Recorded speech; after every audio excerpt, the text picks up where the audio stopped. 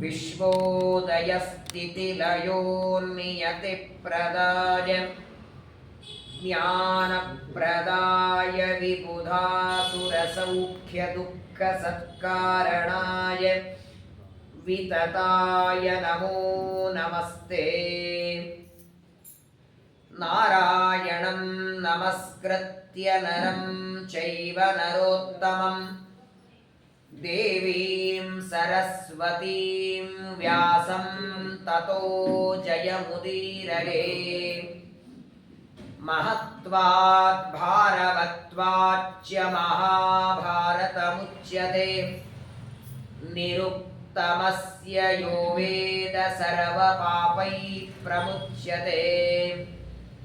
स्वयं नारायणो देवो ब्रह्मरुद्रेन्द्रपूर्वकैः अर्थितो व्यासतां प्राप्य केवलं तत्त्वनिर्णयम् चकार पंचमं वेदं महाभारतसंज्ञितम्। यो विप्रलम्ब विपरीतमतिप्रभूतान् वादान् निरस्य कृतवान् भुवि तत्त्ववादम् सर्वेश्वरो हरिरिति प्रतिपादयन्तम् आनन्दतीर्थमुनिवर्यमहं नमामि। यस्वानुभावमखिलश्रुतिसारमेकम् अध्यात्मदीपमतितितिर्षतां तमोन्दम् संसारिणां करुणयाः पुराणगुह्यं तं व्याससूनुमुपयामि गुरुं मुनीनाम्। उमा वैवात्समुद्दिष्टा मनोरुद्र उदारतः तदेतन्मिथुनं ज्ञात्वा न दाम्पत्याद्विहीयते। वामदेव विरिञ्चितनय उमा मनोहर उग्रधूर्जटि सामजाजिनवसनभूषण सुमनसोत्तंसा कामहर कैलासमन्दिर सोमसूर्यानल विलोचन कामितप्रद करुणि समगे सदा सुमङ्गलवान्। आपादमौलिपर्यन्तं गुरूणामाकृतिं स्मरेत् तेन विघ्नाः प्रणश्यन्ति सिद्ध्यन्ति च मनोरथाः। ಶ್ರೀ ಗುರುಭ್ಯೋ ನಮಃ. ಶ್ರಾವಣ ಮಾಸದ ಪವಿತ್ರವಾದ ಪುಣ್ಯ ಪರ್ವಕಾಲ. ಶ್ರಾವಣ ಮಾಸದಲ್ಲಿ ಬರುವ ಸೋಮವಾರವನ್ನು ವಿಶೇಷವಾಗಿ ರುದ್ರದೇವರಿಗೆ ಪ್ರಿಯವಾದ ಸೋಮವಾರ ಅದು. ಪ್ರಾಯ ಪ್ರತಿ ಸೋಮವಾರನೂ ರುದ್ರದೇವರ ಪೂಜೆ ಮಾಡಬೇಕು. ಆದರೆ ಇಡೀ ಜಗತ್ತಿನೊಳಗೆ ಶ್ರಾವಣ ಮಾಸದಲ್ಲಿ ಬರುವ 4 ಸೋಮವಾರ ಮಾತ್ರ ರುದ್ರದೇವರ ವಿಶೇಷ ಆರಾಧನೆ ಮಾಡ್ತಾರೆ. ರುದ್ರದೇವರಿಗೆ ಪ್ರಿಯವಾದದ್ದು ಯಾವುದು, ಅವರಿಗೆ ಅತ್ಯಂತ ಇಷ್ಟವಾದದ್ದು ಯಾವುದು? ನಮ್ಮ ಮನೆಗೆ ಬಂದವರಿಗೆ ನಿಮ್ಗೇನು ಸೇರ್ತದೆ ಅಂತ ಕೇಳ್ತೀವಲ್ಲ, ಮನೆಗೆ ಬಂದು ಹೋಗೋರಿಗೆ ಏನು ಇಷ್ಟ ಆಗತ್ತೆ ಅಂತ ಕೇಳ್ತೀವಿ. ಎಂದಾದರೂ ದೇವರಿಗೆ ದೇವತೆಗಳಿಗೆ ಕೇಳಿವ ನಿಮ್ಗೇನು ಇಷ್ಟ ಆಗತ್ತೆ ಅಂತ? ಯಾಕೆ ಕೇಳಿಲ್ಲ?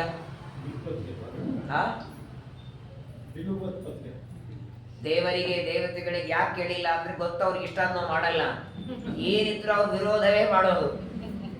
ಹಾಗ ಕೇಳೋದು ಬೇಡ, ಅದು ಮಾಡ್ಲಿಕ್ಕೆ ಆಗೋದು ಇಲ್ಲ ಅಂತ ಬಿಡ್ತೀವಿ. ರುದ್ರದೇವರಿಗೆ ಒಂದ್ಸಲ ಕೇಳಿ ನೋಡಿ.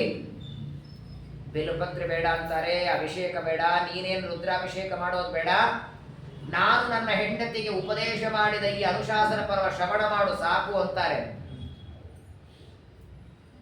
ಮನೋನಿಯಾಮಕರು. ನಮ್ಮ ಶರೀರದೊಳಗೆ ಅತ್ಯಂತ ಪ್ರಧಾನವಾದದ್ದು ಮನಸ್ಸು. ಅದೊಂದು ಕೆಟ್ಟೋದ್ರೆ ಆಯ್ತು ನೋಡಿ. ಎಷ್ಟೇ ಸುಗ್ರಾಸ ನಿಮ್ಮ ಮುಂದೆ ತಂದಿಡ್ಲಿ, ಗೋಡಂಬಿ ಹಾಕಿದ ಪಾಯಸ ಇಡ್ಲಿ, ಬೇಕಾದಷ್ಟು ಹಲ್ವ ಮಾಡಿಡ್ಲಿ, ಅದನ್ನು ನೀವು ತಿನ್ನೋದಕ್ಕೆ ನಿಮ್ಮ ಮನಸ್ಸು ಶುದ್ಧವಾಗಿರ್ಬೇಕು, ಚೆನ್ನಾಗಿರ್ಬೇಕು. ಮನಸ್ಸಿನಲ್ಲಿ ಗೊಂದಲ ಇದ್ರೆ ಏನು ಸೇರಲ್ಲ ಅಲ್ವಾ? ಏನ್ರಿ ಯಾಕೆ ಊಟನೇ ಮಾಡ್ತಿಲ್ಲಲ್ಲ? ಹಾ ನೋಡಿ, ಅವರಿಗೆಲ್ಲ ಅನುಭವ ಇದೆ.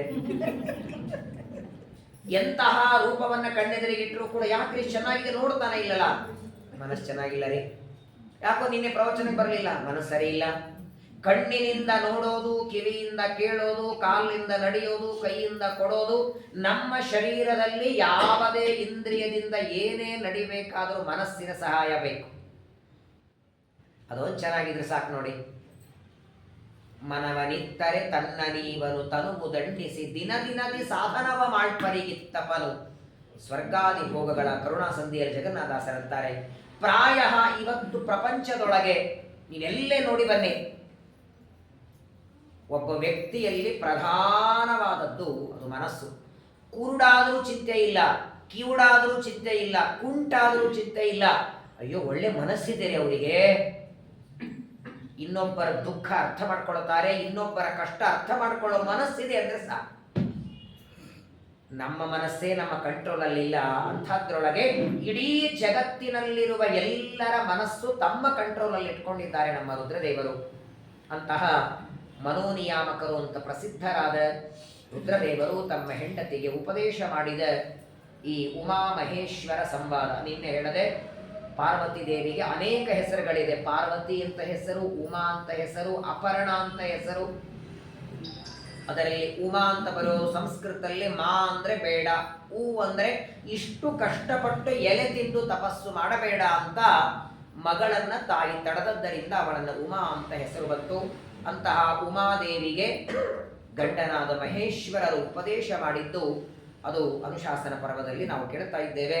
ಪ್ರಾಯ ನಿನ್ನೆ ಹೇಳದ್ನೆಲ್ಲ ಗಂಡ ಹೆಂಡತಿಯರ ಮಾತು ಅವರಿಗೆ ಸಂಬಂಧಪಟ್ಟಿದ್ದೀರ. ನೀವೇನು ಮಾತಾಡಿದ್ರೆ ನೀವು ಗಂಡನ ಜೊತೆ ಅಂದ್ರೆ ಹೇಳ್ತೀರಾ, ಅಥವಾ ನಿಮ್ಮ ಗಂಡನ ನಿಮ್ಮ ಮನೆಯ ಜೊತೆ ಏನು ಮಾತಾಡಿದ್ರೆ ಹೇಳ್ತೀರಾ?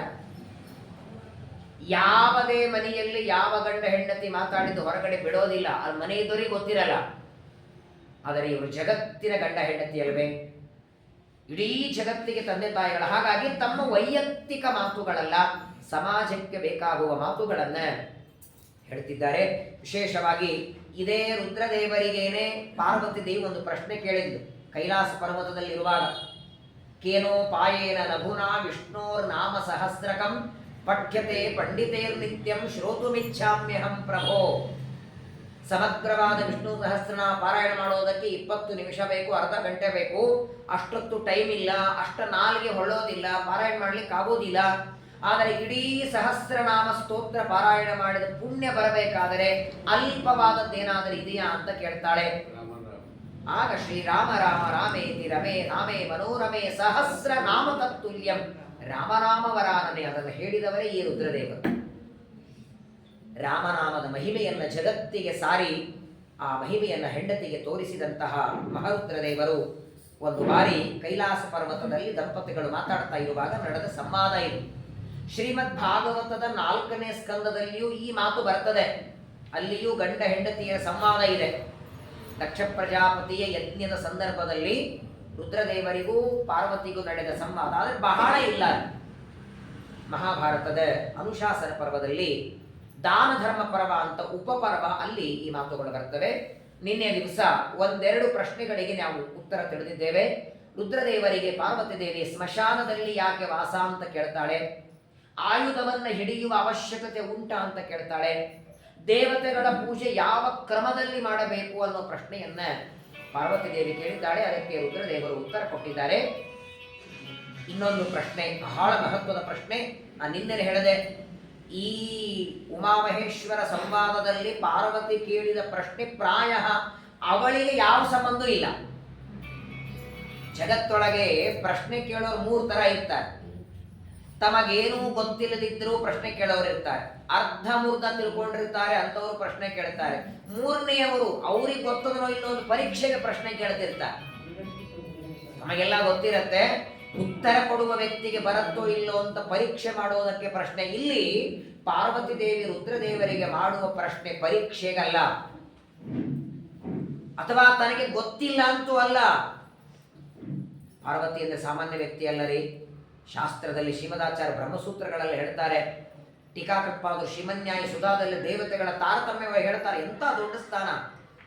ಇವತ್ತು ಎಲ್ಲ ದೇವತೆಗಳಿಗೆ ದೊಡ್ಡ ಸ್ಥಾನದಲ್ಲಿ ಪಾರ್ವತಿ ಇದ್ದಾಳೆ, ಸತಿದೇವಿ. ಅವಳಿಗೆ ಇದೆಲ್ಲ ಪ್ರಶ್ನೆ ಉತ್ತರ ಗೊತ್ತಿಲ್ಲ ಅಂತಲ್ಲ, ತಾನು ಪ್ರಶ್ನೆ ಮಾಡಿ ಅದಕ್ಕೆ ತಮ್ಮ ಗಂಡ ಉತ್ತರ ಕೊಟ್ಟು ತಮ್ಮಿಬ್ಬರ ಸಂವಾದದಿಂದ ಜಗತ್ತಿಗೆ ಇದು ಲಾಭ ಆಗಲಿ ಅನ್ನೋ ದೃಷ್ಟಿಯಿಂದ ಪ್ರಶ್ನೆಯನ್ನ ಕೇಳ್ತಾಳೆ. ನಿನ್ನೆ ದಿವಸ ಬ್ರಾಹ್ಮಣ, ಕ್ಷತ್ರಿಯ, ವೈಶ್ಯ, ಶೂದ್ರ ಅಂತ 4 ವರ್ಣಗಳು, ಬ್ರಹ್ಮಚಾರಿ, ಗೃಹಸ್ಥ, ವಾನಪ್ರಸ್ಥ, ಸನ್ಯಾಸ ಅಂತ 4 ಆಶ್ರಮಗಳು. ಇದರ ಬಗ್ಗೆ ಒಂದೆರಡು ಮಾತು ನಾವು ನಿನ್ನೆ ಅರ್ಥ ಮಾಡಿಕೊಂಡಿವಿ. ಬ್ರಾಹ್ಮಣ ಯಾಕೆ ಶ್ರೇಷ್ಠ? 4 ವರ್ಣಗಳಲ್ಲಿ ಆ ಬ್ರಾಹ್ಮಣನಿಗೆ ಶ್ರೇಷ್ಠತ್ವ ಕೇವಲ ಬ್ರಾಹ್ಮಣ ಜಾತಿಯಲ್ಲಿ ಹುಟ್ಟಿದ ಮಾತ್ರಕ್ಕಲ್ಲ, ಜಾತಿಯಲ್ಲಿ ಹುಟ್ಟಿದ ಮಾತ್ರಕ್ಕೆ ಅವನಿಗೆ ಪ್ರಾಧಾನ್ಯತೆಯಲ್ಲ. ಎಲ್ಲಿ ಹುಟ್ಟಿದ್ದಾನೆ, ತನಗೇನು ಮಾಡುವಂತ ಶಾಸ್ತ್ರ ಹೇಳಿದೆ, ತನ್ನ ಕರ್ತವ್ಯ ಮಾಡದಿದ್ರೆ, ಬ್ರಾಹ್ಮಣನಾಗಿ ಸಂಧ್ಯಾವಂದನೆ ಮಾಡದೆ ಗಾಯತ್ರಿ ಜಪ ಮಾಡದಿದ್ರೆ ಅವನಕ್ಕಿಂತಲೂ ಶೂದ್ರ ಉತ್ತಮ. ಗಾಯತ್ರಿ ಮಂತ್ರದ ಬಗ್ಗೆ ಶ್ರೀಮದಾಚಾರ್ಯ ಹೇಳ್ತಾರೆ, ಒಂದು ಹೊತ್ತು ಗಾಯತ್ರಿ ಮಾಡಲಿಲ್ಲ, ಹೊತ್ತು ಅಂದ್ರೆ ಬೆಳಗ್ಗೆ ಮಧ್ಯಾಹ್ನ ಸಾಯಂಕಾಲ 3 ಸಂಧ್ಯಾವನ ಮಾಡ್ತೀವಲ್ಲ, ಒಂದು ಹೊತ್ತು ಗಾಯತ್ರಿ ಮಂತ್ರದ ಜಪ ಮಾಡಲಿಲ್ಲ ಅಂದ್ರೆ ಮತ್ತೆ ಉಪನಯನ ಮಾಡ್ಕೋಬೇಕಲ್ಲ. ಒಂದು ದಿನ ಸಂಧ್ಯಾವಂದನೆ ಬಿಟ್ರೆ ಮತ್ತೆ ಆಚಾರನ ಕರೆದು ಉಪನಯನ ಮಾಡಬೇಕು. ಅಂದ್ರೆ ಒಬ್ಬರು ಆಚಾರ ಮನೆಗೆ ಇಟ್ಕೋಬೇಕು ನಾವು. ಏಕಾಹಂ ಜಪಹೀನಶ್ಚ ಸಂಧ್ಯಾಹೀನೋ ದಿನತ್ರಯೇ ದ್ವಾದಶಾಹಂ ಅನಗ್ನಿಶ್ಚ ಶೂದ್ರ ಏವ ನ ಸಂಶಯ. ಮಧ್ವಾಚಾರ್ಯರ ಮಾತು, ಬಹಳ ವಿವರಣೆ ಮಾಡಲ್ಲ ನಾನು. ಸಂಧ್ಯಾವಂದನೆ, ಸಂಧ್ಯಾವಂದನೆ ಹೇಗಿದೆ ಗೊತ್ತಾ? ಮಾಡಿದ್ರೆ ಪುಣ್ಯ ಇಲ್ಲ, ಬಿಟ್ರೆ ಪಾಪ ಇದೆ. ಮಾಡಿದ್ರೆ ಪುಣ್ಯ ಬರಲ್ಲ. ಸಂಧ್ಯಾವಂದನೆ ನಿತ್ಯ ಕರ್ಮ. ನೈವೇದ್ಯ ವೈಶ್ವದೇವ ಇಲ್ಲದ ಅನ್ನವನ್ನು 12 ದಿನ ವೈಶ್ವದೇವದ ಅನ್ನ ತಿನ್ನಿಲ್ಲ ಅಂದ್ರೆ ಶೂದ್ರ ಅಂತೆ, ಮತ್ತೆ ಉಪನಯನ ಮಾಡ್ಬೇಕಲ್ಲ. ಏನ್ ಮಾಡೇನು? ಇವತ್ತು ಪಾಪ ಅನೇಕರು ಬಂದು ಕೇಳ್ತಾರೆ, ಆಚಾರ್ಯ ನಮ್ಮ ಮಗ ಓದ್ತಾ ಇಲ್ಲ, ಓದಿದ್ದು ತಲೆಗೆ ಹತ್ತಾ ಇಲ್ಲ, ಪರೀಕ್ಷೆಯಲ್ಲಿ ಫೇಲ್ ಆಗ್ತಾನೆ, ಅದಕ್ಕೇನಾದ್ರೂ ಸೇವೆ ಇದ್ರೆ ಹೇಳ್ರಿ ನಾವು ಮಾಡಿ. ನೀವು ಮಾಡಿಲ್ಲ, ಬರೀ ಅವ ಮಾಡಬೇಕು. ಜ್ವರ ಬಂದವರು ಔಷಧ ತಗೋತಾರೆ, ಅಯ್ಯೋ ನಮ್ಮ ಮನೆಯವ್ರಿಗೆ ಬೇಡ, ಎಲ್ಲ ಔಷಧ ನಾ ತಗೋತೀನಿ, ಅವ್ರಿಗೂ ಪರಿಹಾರ ಆಗಲಿ ಅಂದರೆ ಯಾವ ಗುಡಿ ಗುಂಡಾರಕ್ಕೆ ತಿರುಗೋದು ಬೇಡ, ಮೊದಲು ಗಾಯತ್ರಿ ಜಪ ಮಾಡಲಿ. ಬಹಳ ಮಹತ್ವದ ಮಾತು. ಒಂದು ಪ್ರಶ್ನೆ ಕೇಳ್ತಾಳೆ. ಇವಾಗ ನೋಡಿ, ಇವಾಗ ಬ್ರಾಹ್ಮಣ, ಕ್ಷತ್ರಿಯ, ವೈಶ್ಯ, ಶೂದ್ರ ಅಂತ 4 ವರ್ಣಗಳಿವೆ. ಒಬ್ಬ ವ್ಯಕ್ತಿ ಈಗ ಬ್ರಾಹ್ಮಣನಾಗಿ ಹುಟ್ಟಿದ್ದಾರೆ. ಇವನು ಮುಂದಿನ ಜನ್ಮದಲ್ಲಿ ಬ್ರಾಹ್ಮಣನೇ ಆಗ್ತಾನೋ ಶೂದ್ರನಾಗ್ತಾನೋ? ಜನ್ಮಾಂತರದ ಈ ಜನ್ಮದಲ್ಲಿ ಇದ್ದವರು, ಈ ಜನ್ಮದಲ್ಲಿ ಬ್ರಾಹ್ಮಣನಾದವನು ಜನ್ಮಾಂತರದಲ್ಲಿ ಬ್ರಾಹ್ಮಣನೇ ಆಗ್ತಾನೋ ಶೂದ್ರ ಆಗ್ತಾನೋ? ಈ ಜನ್ಮದಲ್ಲಿ ಕ್ಷತ್ರಿಯನಾದವನು ಜನ್ಮಾಂತರದಲ್ಲಿ. ಈ ಬ್ರಾಹ್ಮಣ, ಕ್ಷತ್ರಿಯ, ವೈಶ್ಯ, ಶೂದ್ರ ಅನ್ನೋದು ಇದು ಕಂಟಿನ್ಯೂ ಆಗಿ ಬರುತ್ತೋ ಮಧ್ಯದಲ್ಲಿ ವ್ಯತ್ಯಾಸ ಆಗತ್ತೋ? ಯಾವಾಗ ಏನ್ ಬೇಕು ಕೊಡ್ತಾ ಹೋಗ್ತಾನ ದೇವರು. ಇವತ್ತು ಬೇಕನ್ನಿಸ್ತು ತೊಗರಿ ಬೆಳೆ ಸಾರು ಮಾಡಿದ್ರಿ, ಬೇಡ ಅನ್ನಿಸ್ತು ಹೆಸರು ಬೆಳೆ ಸಾರು ಮಾಡಿ, ಹಂಗ ಬದಲಾವಣೆ ಇದೆಯಾ? ನೀವೆಲ್ಲ ಸ್ತ್ರೀಯರು ಜನ್ಮ ಮುಂದಿನ ಜನ್ಮದಲ್ಲಿ ಏನಾಗ್ತೀರ? ಗಂಡ ಆಗ್ತಿರೋ ಹೆಣ್ಣಾಗ್ತಿರೋ?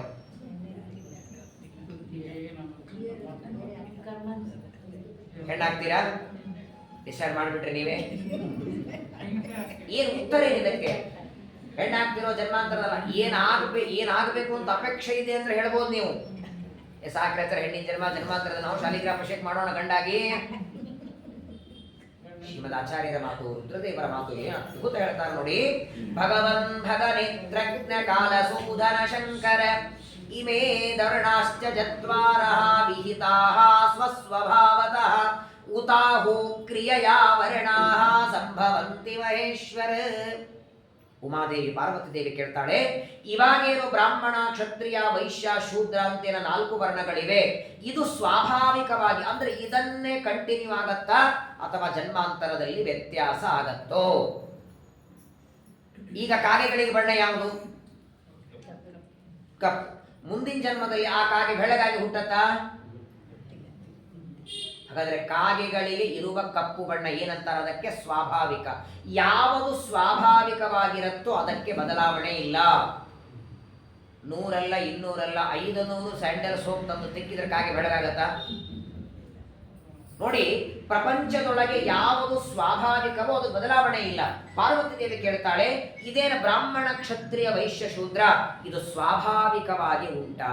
ಅಂದ್ರೆ ಈ ಜನ್ಮದಲ್ಲಿ ಬ್ರಾಹ್ಮಣರಾದವರು ಕಡ್ಡಾಯವಾಗಿ ಜನ್ಮಾಂತರದಲ್ಲಿ ಬ್ರಾಹ್ಮಣರೇ ಆಗ್ತಾರೆ. ಈಗ ಶೂದ್ರನಾದವನು ಶೂದ್ರನೇ ಆಗ್ತಾನೆ, ಈಗ ಕ್ಷತ್ರಿಯನಾದವನು ಕ್ಷತ್ರಿಯನೇ ಆಗ್ತಾನೆ.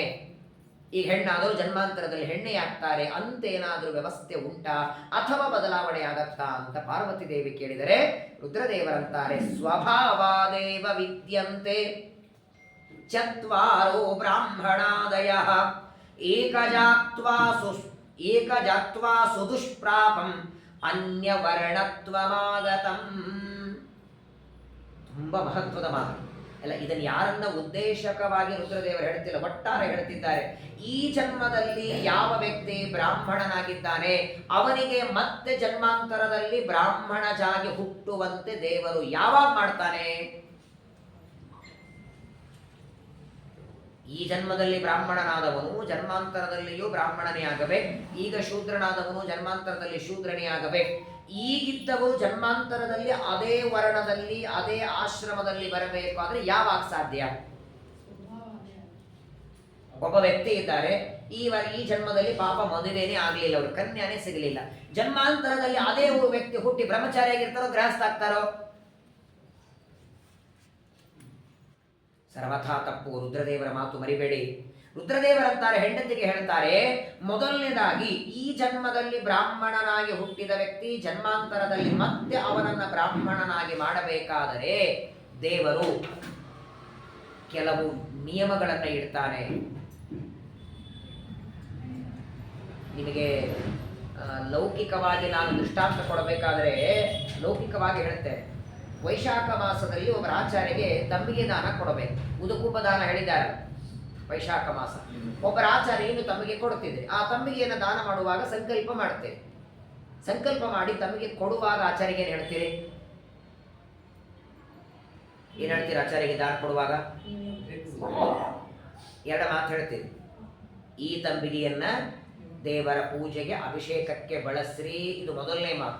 ನೀವೇ ಇಟ್ಕೋರಿ ಅಂತ ಎರಡನೇ ಮಾತು. ಯಾಕೆ ಯಾವಾಗ ಹೋಗಿ ಎಲ್ಲಿ ಮಾರಿ ಬರ್ತಾರೋ ಗೊತ್ತಿಲ್ಲ ಅಲ್ವಾ? ನೀವೇ ಬಳಸಬೇಕು, ಒಳ್ಳೆ ಕೆಲಸಕ್ಕೆ ಬಳಸಬೇಕು. ಪ್ರಾಯ ಬರೀ ತಂಬಿಗೆ ಒಂದಲ್ಲ, ತಂಬಿಗೆ ಕೊಡಿ, ಛತ್ರಿ ಕೊಡಿ, ಚಪ್ಪಲಿ ಕೊಡಿ, ಹೌದಾ ಇಲ್ಲೋ? ಒಂದು ಪದಾರ್ಥ ಒಬ್ಬ ವ್ಯಕ್ತಿಗೆ ಕೊಡಬೇಕಾದರೆ ಕೊಡುವ ವ್ಯಕ್ತಿಗೆ ಅಪೇಕ್ಷೆ ಇರುತ್ತೆ, ಇದನ್ನ ಒಳ್ಳೆಯದಕ್ಕೆ ಬಳಸಲಿ. ಸರಿ, ಒಬ್ಬರ ಆಚಾರ್ಯಕ್ಕೆ ತಮಗೆ ಕೊಟ್ರಿ, ಅವ್ರ ಆಚಾರ ಅಕಸ್ಮಾತ್ ಅಭಿಷೇಕ ಮಾಡುವಾಗ ಒಂದು ಹೆಂಡತಿಗೆ ಹೇಳ್ತಾರೆ ಫೋಟೋ ತೆಗಿಯಮ್ಮ ಅಂತ. ಅವ್ರ ಹೆಂಡತಿ ಫೋಟೋ ತೆಗಿತಾರೆ, ಅದನ್ನ ನಿಮ್ಮ ವಾಟ್ಸಪ್ಗೆ ಹಾಕಿದ್ರು. ಮುಖ ಅರಳುತ್ತೋ ಇಲ್ಲ ನಿಮ್ದು ಅಲ್ವಾ? ಆ ವಾಟ್ಸಪ್ ಎಲ್ಲರಿಗೂ ತೋರಿಸ್ತಾ, ಅಯ್ಯೋ ನೋಡಿ ನಾನು ಕೊಟ್ಟಿದ್ದ ಆಚಾರ್ಯ ತಮ್ಗೆ 300 ರೂಪಾಯಿ ತಮ್ಗೆ ಇರ್ತದೆ. ಅದು ಭಾಳ ಇರಲ್ಲ, 250ರಿಂದ 300 ರೂಪಾಯಿ ತಮ್ಗೆ ಇರ್ತದೆ. ಅದನ್ನು ಒಬ್ಬರ ಆಚಾರು ಅಕಸ್ಮಾತ್ ಫೋಟೋ ತೆಗೆದು ಹಾಕಿಬಿಟ್ರೆ ನಾನು ಕೊಟ್ಟದ್ದಕ್ಕೆ ಆಚಾರ ಅದಕ್ಕೆ ಬಳಸಿದ್ದಾರೆ ಅಂತ ಆನಂದ ಆಗುತ್ತೆ. ಅಕಸ್ಮಾತ್ ಆಗಿ ಆ ತಂಬಿಗೆಯನ್ನ ಅವ್ರ ಆಚಾರು ನೀವು ಕೊಟ್ಟದ್ದನ್ನ ಯಾವುದೋ ಒಂದು ಕೆಟ್ಟ ಕೆಲಸಕ್ಕೆ ಬಳಸಿದರೆ ನಿಮಗೇನು ಅನಿಸ್ತದೆ? ಬರೇ ಬೇಜಾರಾಗಲ್ಲ, ಇನ್ನೊಮ್ಮೆ ಕರೆದು ಅದೇ ಆಚಾರ್ಯ ತಮಗೆ ಕೊಡ್ತೀರಾ? ವಿಚಾರ ಮಾಡಿ. ಒಂದು ತಂಬಿಗೆಯನ್ನ ಕೊಡುವಾಗ ಅದನ್ನ ಒಳ್ಳೆಯದಕ್ಕೆ ಬಳಸಿದರೆ ಅದೇ ಆಚಾರ್ಯ ಇನ್ನೊಂದು ತಂಬಿಗೆ ಕೊಡ್ತೀರಿ. ಆ ತಂಬಿಗೆಯನ್ನ ಕೆಟ್ಟ ಕೆಲಸಕ್ಕೆ ಬಳಸಿದರೆ ಇನ್ನೊಮ್ಮವರಿಗೆ ಕೊಡಲ್ಲ. ಹಾಗೆ ದೇವರು ಬ್ರಾಹ್ಮಣನಾಗಿ ಹುಟ್ಟಿಸಿದಾಗ ಬ್ರಾಹ್ಮಣನಾಗಿ ಮಾಡಬೇಕಾದ ಕರ್ತವ್ಯಗಳನ್ನ ಮಾಡಿದರೆ ಮಾತ್ರ ಜನ್ಮಾಂತರದಲ್ಲಿ ಮತ್ತೆ ಬ್ರಾಹ್ಮಣನಾಗಿ ಹುಟ್ಟಿಸ್ತಾನೆ. ಒಬ್ಬ ಆಚಾರ್ಯರಿಗೆ ತಮ್ಮಿಗೆ ಬೇರೆದಕ್ಕೆ ಬಳಸಿದ್ರೆ ಇನ್ನೊಂದು ಕೊಳ್ಳಿಕ್ಕೆ ರೆಡಿ ಇಲ್ಲ ನಾವು ಅಲ್ವಾ? ಮತ್ತೆ ದೇವರು ಬ್ರಾಹ್ಮಣ ಜನ್ಮ ಕೊಡುವಾಗಲೇ ಹೇಳಿದ್ದು, ನೋಡಯ್ಯ ಇದನ್ನ ಕೊಟ್ಟದ್ದು ಹರಟೆ ಹೊಡೆಯೋದಕ್ಕೆ, ನಿದ್ದೆ ಮಾಡೋದಕ್ಕೆ, ಚಾಡಿ ಹೇಳೋದಕ್ಕೆ, ಟಿವಿ ನೋಡೋದಕ್ಕೆ, ಸೀರಿಯಲ್ ನೋಡೋದಕ್ಕಲ್ಲ. ಹಾಗಾದ್ರೆ ದೇವರು ಯಾವುದಕ್ಕೆ ಇದನ್ನು ಕೊಟ್ಟಿದ್ದಾನೆ ಅದಕ್ಕೆ ಉಪಯೋಗಿಸಿದರೆ ತಾನೇ ಜನ್ಮಾಂತರದಲ್ಲಿ ಅದನ್ನು ಕೊಡೋ ಇಚ್ಛೆ ಆದ್ರೂ ಬರುತ್ತೆ ಅವನಿಗೆ. 300 ರೂಪಾಯಿ ತಮಗಿನೇ ಇನ್ನೊಬ್ರು ಕೊಡ್ಲಿಕ್ಕೆ ನಮ್ಗೆ ಇಚ್ಛಾ ಬರ್ತಿಲ್ಲ, ಬೆಲೆನೇ ಕಟ್ಟೋದಕ್ಕೆ ಸಾಧ್ಯವಿಲ್ಲದಿರುವ ಈ ಜನ್ಮ ದೇವರು ಕೊಡಬೇಕಾದರೆ ಅದಕ್ಕೆ ತಕ್ಕಂತೆ ಆಚರಣೆ ಮಾಡಿ. ಅದಕ್ಕೆ ರುದ್ರದೇವರು ಹೇಳ್ತಾರೆ, ಏನಾದ್ರೂ ಇರ್ಲಿ, ಅವ ಸಂಧ್ಯಾವಂದನೆ ಮಾಡ್ಲಿ ಮಾಡದಿರ್ಲಿ, ಪೂಜಾ ಮಾಡ್ಲಿ ಮಾಡದಿರ್ಲಿ, ಈ ಜನ್ಮದಲ್ಲಿ ಬ್ರಾಹ್ಮಣ ಆಗಿದ್ದಲ್ಲ, ಜನ್ಮಾಂತರದಲ್ಲಿ ಬ್ರಾಹ್ಮಣ ಆಗ್ತಾನೆ, ಸರ್ವಥಾ ತಪ್ಪು. ಒಬ್ಬ ಶೂದ್ರ ಇದ್ದಾನೆ, ಈ ಜನ್ಮದಲ್ಲಿ ಏನು ಶೂದ್ರನಾಗಿದ್ದಾನೆ, ಶೂದ್ರನಾದರೂ ಕೂಡ ಬ್ರಾಹ್ಮಣರಂತೆ ಗುಡಿಗೆ ಹೋಗ್ತಾನೆ, ಪ್ರದಕ್ಷಿಣೆ ಆಗ್ತಾನೆ, ನಮಸ್ಕಾರ ಮಾಡ್ತಾನೆ. ಯಾರಾದ್ರೂ ಪ್ರವಚನಕ್ಕೆ ಬಂದು ಕೂತ್ರೆ ಅವರೆಲ್ಲ ಎದ್ದು ಹೋದ್ಮೇಲೆ ಕುರ್ಚಿ ತೆಗಿತಾನೆ, ಜಮಖಾನ್ ತೆಗಿತಾನೆ, ಕಸ ಬಳಿತಾನೆ, ಜನ್ಮಾಂತರದಲ್ಲಿ ಬ್ರಾಹ್ಮಣ ಆಗಿ ಹುಡ್ತಾನೆ. ಹಾಗಾದರೆ ಮುಂದಿನ ಜನ್ಮಗಳು ಬರೋದಕ್ಕೆ ಈ ಜನ್ಮದಲ್ಲಿ ಅನುಷ್ಠಾನ ಮಾಡಿದ, ಈ ಜನ್ಮದಲ್ಲಿ ಇದೇ ಒಂದಲ್ಲ, ಇದೊಂದು ಮಾತು ಮರಿಬೇಡಿ. ಈಗ ಮುಂದಿನ ಜನ್ಮ ಬರೋದಕ್ಕೆ ಹಿಂದಿನ ಕರ್ಮ ಕಾರಣ ಅಂತೀವಲ್ಲ, ಹಿಂದಿಂದ ಅಂದ್ರೆ ಯಾವುದು? ಅದರ ಹಿಂದೆ ಇದನ್ನು ಅಥವಾ ಅದರ ಹಿಂದಿಂದೋ? ಇವಾಗ ನಿಮಗೆಲ್ಲ ಮಾನವ ಜನ್ಮ ಬಂದಿದೆ, ಮಾನವ ಜನ್ಮ, ಅದರಲ್ಲಿ ಒಳ್ಳೆ ಮಹಾಭಾರತ ಶ್ರವಣ ಮಾಡೋ ಭಾಗ್ಯ ಇದೆ. ಈ ಮಾನವ ಜನ್ಮ ಬರೋದಕ್ಕೆ ಪುಣ್ಯ ಇದರ ಹಿಂದೆ ಅಂದ್ರೆ ಇದರ ಹಿಂದೆನೇ ಇರುವ ಜನ್ಮದ್ದೋ ಅದರ ಹಿಂದಿಂದೋ? ಡಿಸೈಡ್ ಮಾಡ್ಲಿಕ್ಕಿಲ್ಲ, ತಪ್ಪು ನಮ್ದು. ಈ ಉದಾಹರಣೆಗೆ ಈ ಜನ್ಮದಲ್ಲಿ ಮಹಾಭಾರತ ಶ್ರವಣ ಮಾಡಿರಿ, ಮಹಾಭಾರತ ಕೇಳಿರಿ, ಇದಕ್ಕೂ ಮೊದಲು 18 ಪ್ರವಚನಕ್ಕೆ ಬೇರೆ ಬೇರೆ ಕೇಳಿರಿ, ಯಜ್ಞ ಮಾಡಿರಿ, ಹೋಮ ಮಾಡಿರಿ, ಜಪ ಮಾಡಿರಿ, ದಾನ ಮಾಡಿರಿ. ಅಕಸ್ಮಾತ್ತಾಗಿ ಮುಂದಿನ ಜನ್ಮದಲ್ಲಿ ದೇವರು ಇರುವೆಯಾಗಿ ಹುಟ್ಟಿಸಿದ ಅಂದ್ರೆ ಆ ಇರುವೆ ಈ ಜನ್ಮದಲ್ಲಿ ಮಾಡಿದ ಪುಣ್ಯದ ಪರಿಪಾಕದಿಂದ ಬಂದದ್ದು. ಮತ್ತು ಅದು ಎಲ್ಲಿಂದ ಅದು? ಹಾಗಾದರೆ ಈ ಜನ್ಮ ಬರೋದಕ್ಕೆ ಇದರ ಹಿಂದಿನ ಜನ್ಮದ ಕರ್ಮವೇ ಕಾರಣ ಅಲ್ಲ, ಒಟ್ಟಿಗೆ ಹಿಂದೆ ಹೋಗಬೇಕು ನೀವು. ಹಾಗಾದ್ರೆ ಯಾವ ಜನ್ಮದ ಈಗ ಬಂದಿದೆ? ಯಾವ ಜನ್ಮದ್ದು? ಜನ್ಮಾಂತರ ಶಬ್ದಕ್ಕರ್ಥೇನು ಹಿಂದಿನ ಜನ್ಮ. ಇವತ್ತು ನಾನು ದರಿದ್ರನಾಗೋದಕ್ಕೆ, ಇವತ್ತು ಶ್ರೀಮಂತನಾಗೋದಕ್ಕೆ, ಇವತ್ತು ಬುದ್ಧಿವಂತನಾಗೋದಕ್ಕೆ ಜನ್ಮ. ಯಾವ ಜನ್ಮದ ಕರ್ಮ?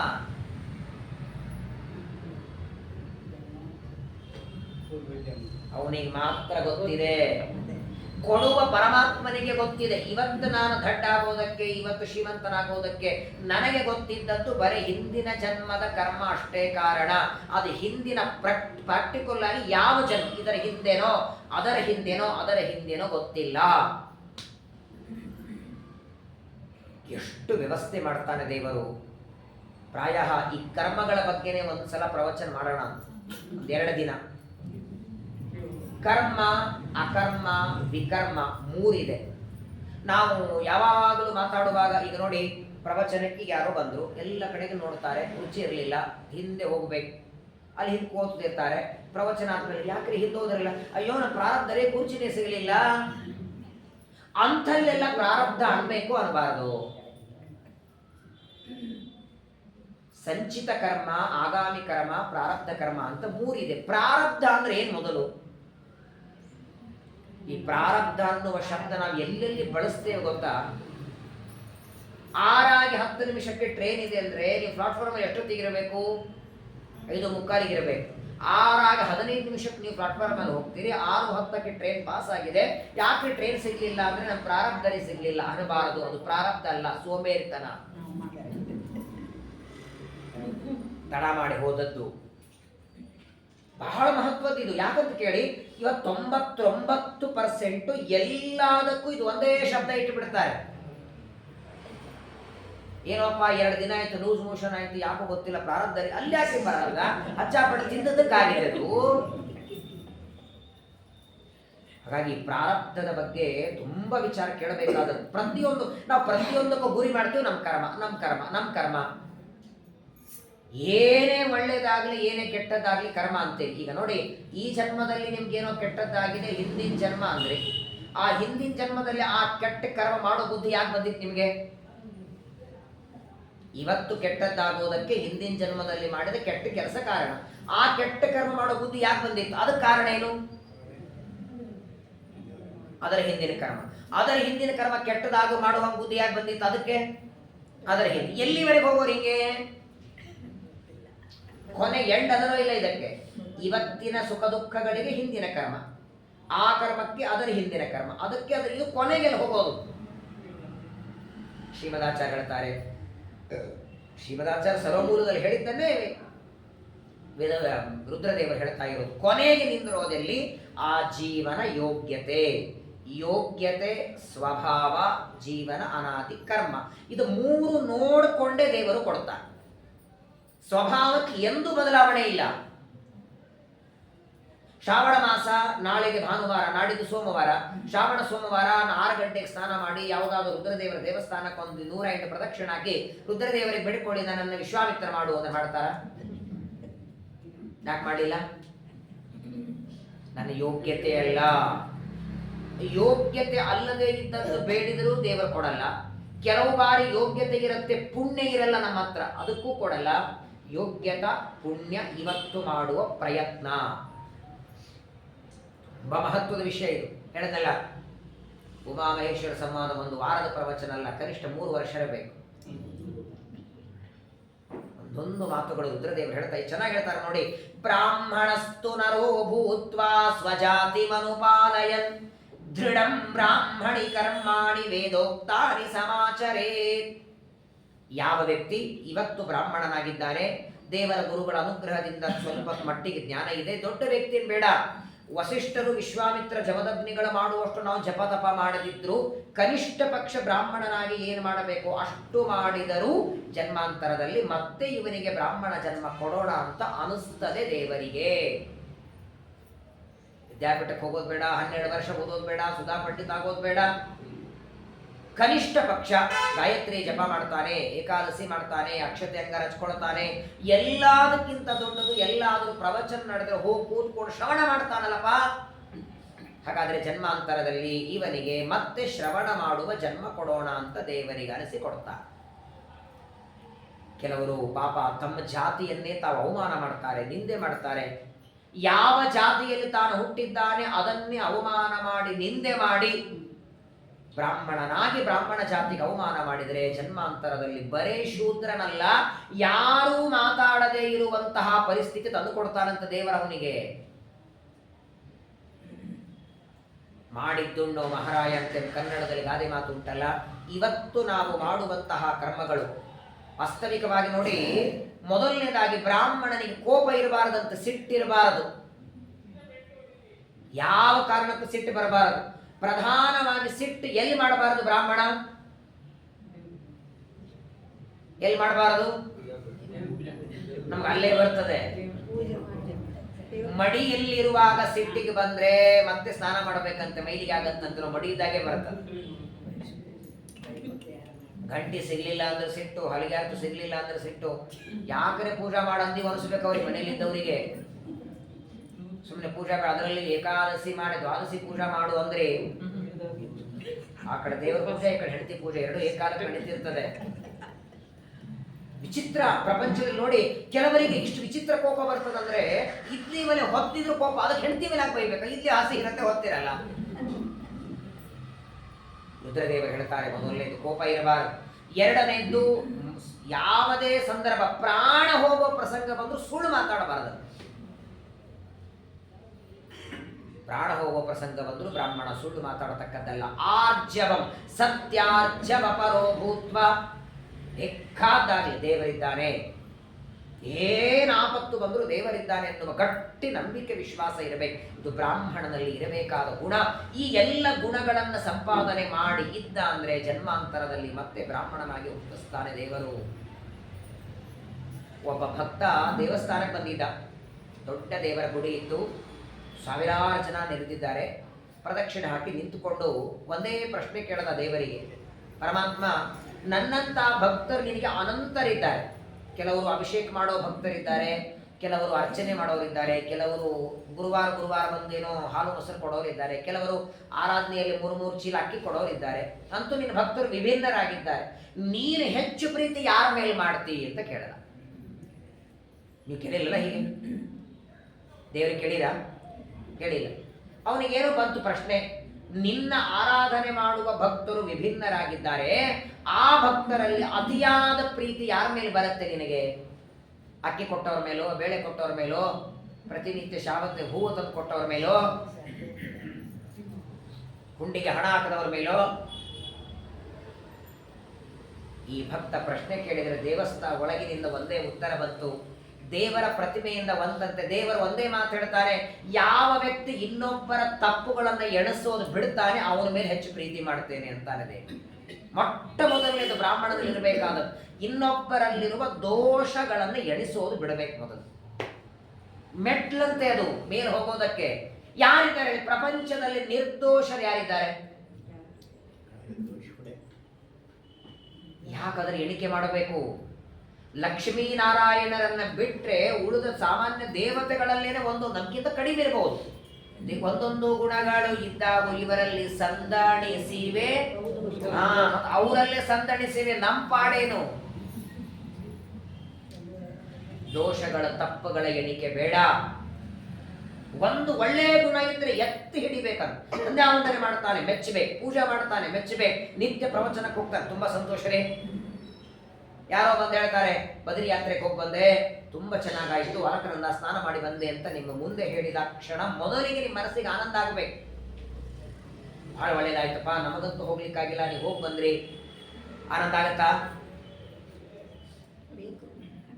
ಆಗಲ್ಲ.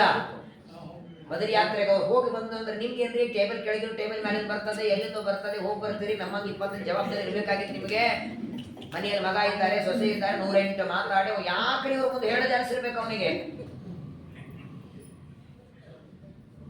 ರುದ್ರದೇವರ ಮಾತು ಮೊದಲನೇ ಮೆಟ್ಲಂತೆ, ಅದು ಒಳ್ಳೆಯದಾಗಲಿ. ಆಯ್ತಪ್ಪ, ಬಹಳ ಸಂತೋಷ, ದೇವ ಒಳ್ಳೆ ಸಂಪತ್ತು ಕೊಟ್ಟಿದ್ದಾರೆ, ಬದರಿ ಯಾತ್ರೆ ಮಾಡೋ ಬುದ್ಧಿನೂ ಕೊಟ್ಟಿದ್ದಾರೆ, ಹೋಗಿ ಬಂದ್ರೆ ಹೇಗಾಯ್ತು ಅಲಕ್ರಂದ. ಇನ್ನೊಂದು ಮಾತಾಡ್ತಾರೆ ರುದ್ರದೇವರು, ಒಬ್ಬ ವ್ಯಕ್ತಿ ಯಾತ್ರೆ ಮಾಡಿಕೊಂಡು ಬಂದಿದ್ದೇನೆ ಅಂದ್ರೆ ಹೇಗ್ ಮಾಡಿದ್ರಿ, ಅಲಕ್ರಂದ ಸ್ನಾನ ಎಲ್ಲಿ ಮಾಡಿದ್ರಿ, ಷಟ್ಪ್ರಯಾಗಗಳಲ್ಲಿ ಸ್ನಾನ ಮಾಡಿ, ಎರಡೇ ಪ್ರಶ್ನೆ ಕೇಳಿ. ಆ ವ್ಯಕ್ತಿ ಯಾತ್ರೆ ಮಾಡಿಕೊಂಡು ಬಂದಾಗ ಅವನಿಗೆ ಎಷ್ಟು ಪುಣ್ಯ ಬಂದಿದೆಯಲ್ಲ, ಅದರಲ್ಲಿ ಅರ್ಧ ಪುಣ್ಯ ನಮ್ಮ ಅಕೌಂಟಿಗೆ ಹಾಕ್ತಾರಂತ ದೇವರು.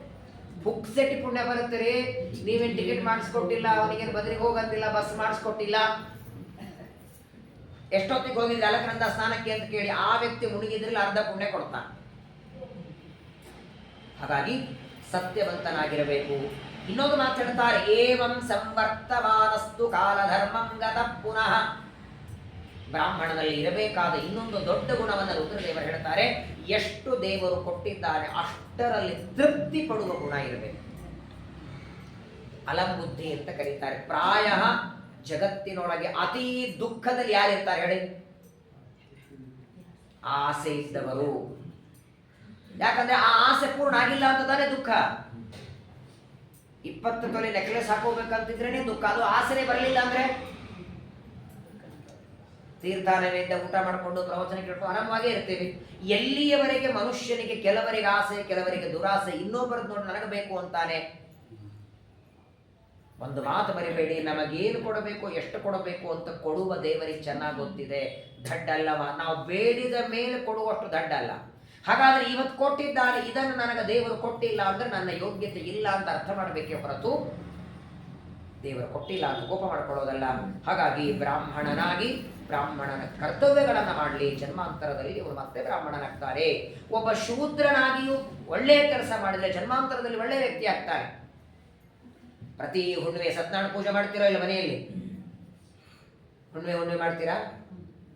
ಹುಣ್ಣಿಮೆಗೆ, ತಿಂಗಳಿಗೆ, ಯಾವ ವರ್ಷಕ್ಕೂ ಮಾಡ್ತೀರಲ್ಲ. ಸತ್ಯನಾರಾಯಣ ಕಥೆಯಲ್ಲಿ 5 ಜನರ ಹೆಸರು ಬರ್ತದೆ. ಮೊದಲನೇ ಅಧ್ಯಾಯದಲ್ಲಿ ಒಬ್ಬ ಬ್ರಾಹ್ಮಣನ ಹೆಸರು ಬರ್ತದೆ. ಕಾಶಿ ಪಟ್ಟಣದಲ್ಲಿ ದರಿದ್ರ ಬ್ರಾಹ್ಮಣ ಇದ್ದನು ಅಂತ ಇದ್ದಾನೆ ಇಲ್ಲ, ಭೂತಕಾಲದಲ್ಲಿ ಇದ್ದನು. ಈ ಎಲ್ಲ ಬ್ರಾಹ್ಮಣ ಶ್ರೀಮಂತರಿದ್ದಾರೆ. ಆ ಮೊದಲನೇ ಅಧ್ಯಾಯ ಸತ್ಯನಾರಾಯಣ ಕಥೆಯಲ್ಲಿ ಅವನ ಹೆಸರು ಶತಾನಂದ ಅಂತ. ಆ ಶತಾನಂದ ಅನ್ನುವ ಬ್ರಾಹ್ಮಣ ಮೊದಲನೇ ಅಧ್ಯಾಯದಲ್ಲಿ ಅವನ ಕಥೆ ಬರ್ತದೆ. ಅವನು ಸತ್ಯನಾರಾಯಣ ಪೂಜೆ ಮಾಡಿದ್ದಕ್ಕೆ ಮುಂದಿನ ಜನ್ಮದಲ್ಲಿ ಸುಧಾಮನಾಗಿ ಕೃಷ್ಣನ್ ಗೆಳೆಯನಾದ ಅಂತ. 5 ಅಧ್ಯಾಯದಲ್ಲಿ 5 ಜನರ ಹೆಸರು ಬರ್ತದೆ. ನೀವು 6ನೇ ಅಧ್ಯಾಯ ಕೇಳಿರೋ ಇಲ್ಲೋ ಗೊತ್ತಿಲ್ಲ, ಅದರ ಹೆಸರೇ ಫಲಶ್ರುತಿ. ಅಂದ್ರೆ ಸತ್ಯನಾರಾಯಣ ಪೂಜೆ ಮಾಡಿ ಮುಂದಿನ ಜನ್ಮದಲ್ಲಿ ಅವ್ರು ಏನಾದ್ರು ಅಂತ ಕಥೆ ಇದೆ. ಕೇಳಿರಾ? ಕೇಳಿ ಇನ್ನೊಂದ್ಸಲ, ಬರೀ ಸತ್ಯನಾರಾಯಣ ಕಥೆ ಕೇಳಬೇಡಿ. ಈ ಸತ್ಯನಾರಾಯಣ ಪೂಜೆ ಮಾಡಿ ಮುಂದಿನ ಜನ್ಮದಲ್ಲಿ ಒಬ್ಬ ರಾಜನ ಕಥೆ ಬರ್ತದೆ 5ನೇ ಅಧ್ಯಾಯದಲ್ಲಿ, ತುಂಗಧ್ವಜ ಅಂತ. ಆ ತುಂಗಧ್ವಜರಾದ ಸತ್ಯನಾರಾಯಣ ಪೂಜೆ ಮಾಡಿದ್ದಕ್ಕೆ ಜನ್ಮಾಂತರದಲ್ಲಿ ದಶರಥನಾಗಿ ರಾಮನ ಮಗನಾಗಿ ಪಡೆದ ಅಂತ. ಇವೆಲ್ಲ ಕಥೆಗಳು ನೋಡಿದಾಗ ಅಂತ ಹೇಳಿ ಬರೀ ಪೂಜೆ ಮಾಡಿದಕ್ಕೆ ರಾಮನ ತಂದೆ ನಾವು ನೀವು ಆಗವಲ್ಲ. ಮತ್ತೆ ನಾವು ಸತ್ಯನಾರಾಯಣ ಪೂಜೆ ಆಗಿ ರಾಮನ ತಂದೆ ಆಗಲಿ, ನಮಗೂ ರಾಮ ಮಗ ಆಗಲಿ ಅರ್ಥ ಅಲ್ಲ. ಅದಕ್ಕೆ ಯೋಗ್ಯತೆನೂ ಬೇಕಾಗತ್ತೆ. ಹೇಳುವ ತಾತ್ಪರ್ಯ, ಯಾವ ಜಾತಿಯಲ್ಲಿ ಯಾವ ಕುಲದಲ್ಲಿ ಹುಟ್ಟಿದ್ದಾನೆ ಅದಕ್ಕೆ ತಕ್ಕಂತೆ ಕರ್ಮಗಳನ್ನು ಮಾಡಬೇಕು. ತಕ್ಷಣೇ ಬ್ರಾಹ್ಮಣೋ ಭೂತ್ವಾ ತಥೈವ ನೃಷುಜಾಯತೆ. ಇನ್ನೊಂದು ಪ್ರಶ್ನೆ ಕೇಳ್ತಾಳೆ ಪಾರ್ವತಿ ದೇವಿ. ಹೌದು ಸ್ವಾಮಿ, ಇವತ್ತು ಜೀವರಾಶಿಗಳಿಗೆ ಯಾವುದೇ ಜನ್ಮ ಬರಬೇಕಾದ್ರೆ ಇದೇ ಜನ್ಮ ಮುಂದೆ ಬರ್ತದೆ ಅಂತಿಲ್ಲ, ಬ್ರಾಹ್ಮಣನಾಗೇ ಇರ್ತಾ ಅಂತಿಲ್ಲ. ಈ ಜನ್ಮದಲ್ಲಿ ಮಾಡಿದ ಕರ್ಮಗಳಿಗೆ ತಕ್ಕಂತೆ ಬ್ರಾಹ್ಮಣನಾಗಿಯೂ ಒಳ್ಳೆ ಕರ್ಮ ಮಾಡಿದ್ರೆ ಬ್ರಾಹ್ಮಣನಾಗ್ತಾನೆ, ಈ ಬ್ರಾಹ್ಮಣನಾಗಿ ಶೂದ್ರ ಕರ್ಮ ಮಾಡಿದ್ರೆ ಶೂದ್ರನಾಗ್ತಾನೆ. ಇದೆಲ್ಲ ಸರಿ. ಈಗ ಕೆಲವರಿದ್ದಾರೆ ಯಾವಾಗಲೂ ಪುಣ್ಯ ಕರ್ಮ ಮಾಡ್ತಿರ್ತಾರೆ, ಜಪ ಮಾಡ್ತಾರೆ, ಪಾರಾಯಣ ಮಾಡ್ತಾರೆ, ಪೂಜೆ ಮಾಡ್ತಾರೆ, ಪ್ರದಕ್ಷಿಣೆ ಆಗ್ತಾರೆ, ಮಡಿಯಿಂದ ಅಡಿಗೆ ಮಾಡ್ತಾರೆ, ಯಾವಾಗಲೂ ಕಷ್ಟದಲ್ಲೇ ಇರ್ತಾರಲ್ಲ. ಹೌದೋ ಇಲ್ಲ? ಎಲ್ಲ ಮಾಡೋರಿಗೆ ಕಷ್ಟಗಳು. ಏನೂ ಮಾಡದಿದ್ದವರು ಬರೀ ಆರಾಮಲ್ಲ, ಮಹಾರಾಮದಲ್ಲಿ ಇರ್ತಾರೆ. ಎರಡು ಮನೆ ಕಟ್ಟಿರ್ತಾರೆ, 2 ಬಾಡಿಗೆ ಕೊಟ್ಟಿರ್ತಾರೆ, 2 ಕಾರ್ ಕೊಟ್ಟಿರ್ತಾರೆ. ಇವರು ಪಾಪ ನಿತ್ಯದಲ್ಲಿ ದೇವ್ರ ಪೂಜೆ ಮಾಡೋರು ಬಾಡಿಗೆ ಮನೆಯಲ್ಲೇ ಇರ್ತಾರೆ.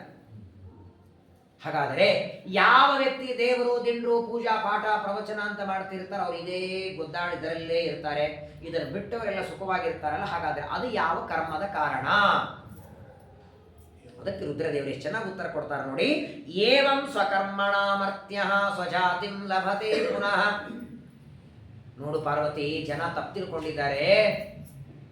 ಈ ಜನ್ಮದಲ್ಲಿ ಇವರೆಲ್ಲ ದೇವರ ಪೂಜಾ ಬಡಿ ಮೇಲಿಗೆ ಮಾಡ್ತಾ ಇದ್ರು ಕಷ್ಟದಲ್ಲಿರ್ತಾರೆ ಅಂದ್ರೆ ಆ ಕಷ್ಟ ಬರೋದಕ್ಕೆ ಇವರು ಮಾಡಿದ ದೇವರ ಪೂಜೆ ಕಾರಣ ಅಲ್ಲ, ಇದನ್ನು ಮಾಡಿದ್ದಕ್ಕೆ ಬಂತು ಅಲ್ಲ. ಹಾಗಾದ್ರೆ ಇವತ್ತು ಅನುಭವಿಸುವ ಕಷ್ಟ ಅದು ಪೆಂಡಿಂಗ್ ಇದೆ. ನಮ್ಮ ಸ್ವಾಮಿಗಳು ಒಂದು ದೃಷ್ಟಾಂತ ಕೊಡ್ತಿದ್ರು. ಇಬ್ಬರು ಗೆಳೆಯಂದ್ರು ಒಂದು ದೊಡ್ಡ ಮಾಲಿಗೆ ಹೋಗಿದ್ರು. ದೊಡ್ಡ ಮಾಲ್, ಪಿನ್ ಹಿಡ್ಕೊಂಡು ಎಲ್ಲ ಸಿಗತ್ತೆ. ಅಲ್ಲಿ ಒಂದು 2 ಗಂಟೆ ಶಾಪಿಂಗ್ ಮಾಡ್ಕೊಂಡು ಬಂದರು. ಕೌಂಟರಿಗೆ ಬಂದಾಗ ಮೊದಲನೆಯವರು ಎಲ್ಲ ಕೌಂಟ್ ಮಾಡಿಸ್ತಾನೆ, 10,000 ರೂಪಾಯಿ ಆಗಿತ್ತು. ಅಂಗಡಿಯವರು ಬರೀ ಬಿಲ್ ಮಾಡಿದ, ದುಡ್ಡು ತಗೊಳ್ಳಿಲ್ಲ. ಎಲ್ಲ ಬಿಲ್ ಮಾಡಿ ಪದಾರ್ಥಗಳನ್ನು ಕೊಟ್ಟು ಕಳಿಸಿಬಿಟ್ಟ. ಹಿಂದಿನಿಂದ ಬರೋ ಗೆಳೆಯ ಅದನ್ನೆಲ್ಲ ನೋಡ್ತಿದ್ದ. ಅವನು ಬಂದ, ತಂದೆಲ್ಲ ಪದಾರ್ಥ ತೋರಿಸಿದ, ಅವನು ಬಿಲ್ ಆಯಿತು, ಅವನು 10,000 ರೂಪಾಯಿ ಆಯಿತು. ಅವನೇನು ಅನ್ಕೊಂಡ, ಎದುರಿಗವನು ಹಾಗೆ ಹೋಗಿದ್ದಾನೆ, ತಾನು ಹಾಗೆ ಹೋಗ್ಬಿಡೋಣ ಅಂತ ಪಾಪ ಎಲ್ಲ ತೊಗೊಂಡು ಹೊರಟ. ನಿಲ್ಲಿಸ್ತಾನೆ ಅಂಗಡಿಯಲ್ಲ, ದುಡ್ಡು ಕೊಡಯ್ಯ, ಎಲ್ಲ ತೊಗೊಂಡು ಹೊರಟಿದ್ಯಲ್ಲ. ಅಲ್ಲ, ಮತ್ತು ಅವನಿಗೆ ನಾವು ನನ್ನ ಗೆಳೆಯ ಇಬ್ಬರು ಜೊತೆಗೆ ಬಂದಿವಿ, ಮತ್ತು ಇಬ್ಬರು ಸಮಾನವಾಗಿ ಪದಾರ್ಥ ತಗೊಂಡಿವಿ, ಅವನಿಗೆ ದುಡ್ಡು ಕೇಳಿಲ್ಲಲ್ಲ ನೀನು, ನನಗೆ ಮಾತ್ರ ಕೇಳ್ತಿದ್ದೆ. ಅದು ಅಂಗಡಿಯವಂತಾನೆ ಈಗಾಗಲೇ 1 ಲಕ್ಷ ಡಿಪಾಸಿಟ್ ಮಾಡಿಟ್ಟಿದ್ದಾನೆ. ನಮ್ಮ ಮಾಲಲ್ಲಿ 1 ಲಕ್ಷ ಇಟ್ಟಿದ್ದಾನೆ, ಅವನಿಗೆ ನಾನು ಕೊಡ್ತಾ ಹೋಗ್ತೇನೆ. ಎಲ್ಲಿವರೆಗೆ? ಹಾಗೆ ಇವತ್ತು ಒಬ್ಬ ವ್ಯಕ್ತಿ ಏನೂ ಮಾಡಿಲ್ಲ, ಜಪ ಮಾಡಿಲ್ಲ, ಪೂಜೆ ಮಾಡಿಲ್ಲ ಅಂದ್ರೂ ಸುಖದಲ್ಲಿದ್ದಾನೆ. ದೇವರಂತಾನೆ ಪೆಂಡಿಂಗ್ ಇಟ್ಟಿದ್ದಾನೆ ಪುಣ್ಯ. ಜನ್ಮಾಂತರದಲ್ಲಿ ದಾನ ಧರ್ಮ ಮಾಡಿ ಪುಣ್ಯ ಇಟ್ಟಿದ್ದಾನೆ. ಆ ಪುಣ್ಯದ ಪ್ರಭಾವದಿಂದ ಈ ಜನ್ಮದಲ್ಲಿ ಏನೂ ಮಾಡದಿದ್ರು ಅವನಿಗೆಲ್ಲ ಕೊಡ್ತಾ ಹೋಗ್ತೇನೆ. ಎಲ್ಲಿವರೆಗೆ ಕೊಡ್ತೇನೆ? ಆ ಬ್ಯಾಲೆನ್ಸ್ ಮುಗಿಯೋದ್ರಾಗ ಮತ್ತೆ ಪುಣ್ಯ ಮಾಡಿ ಹಾಕಿರ್ಬೇಕು ಇವನು. ಬರೀ ಹಿಂದಿನ ಬ್ಯಾಲೆನ್ಸ್ ಇದೆ ಅಂತ ಅದನ್ನ ಭೋಗ ಮಾಡ್ತಾ ಹಿಂದಿನ ಭೋಗ ಮಾಡಿದ್ರೆ ಒಂದಿನ ನಿಲ್ಲಾಗತ್ತಲ್ಲ.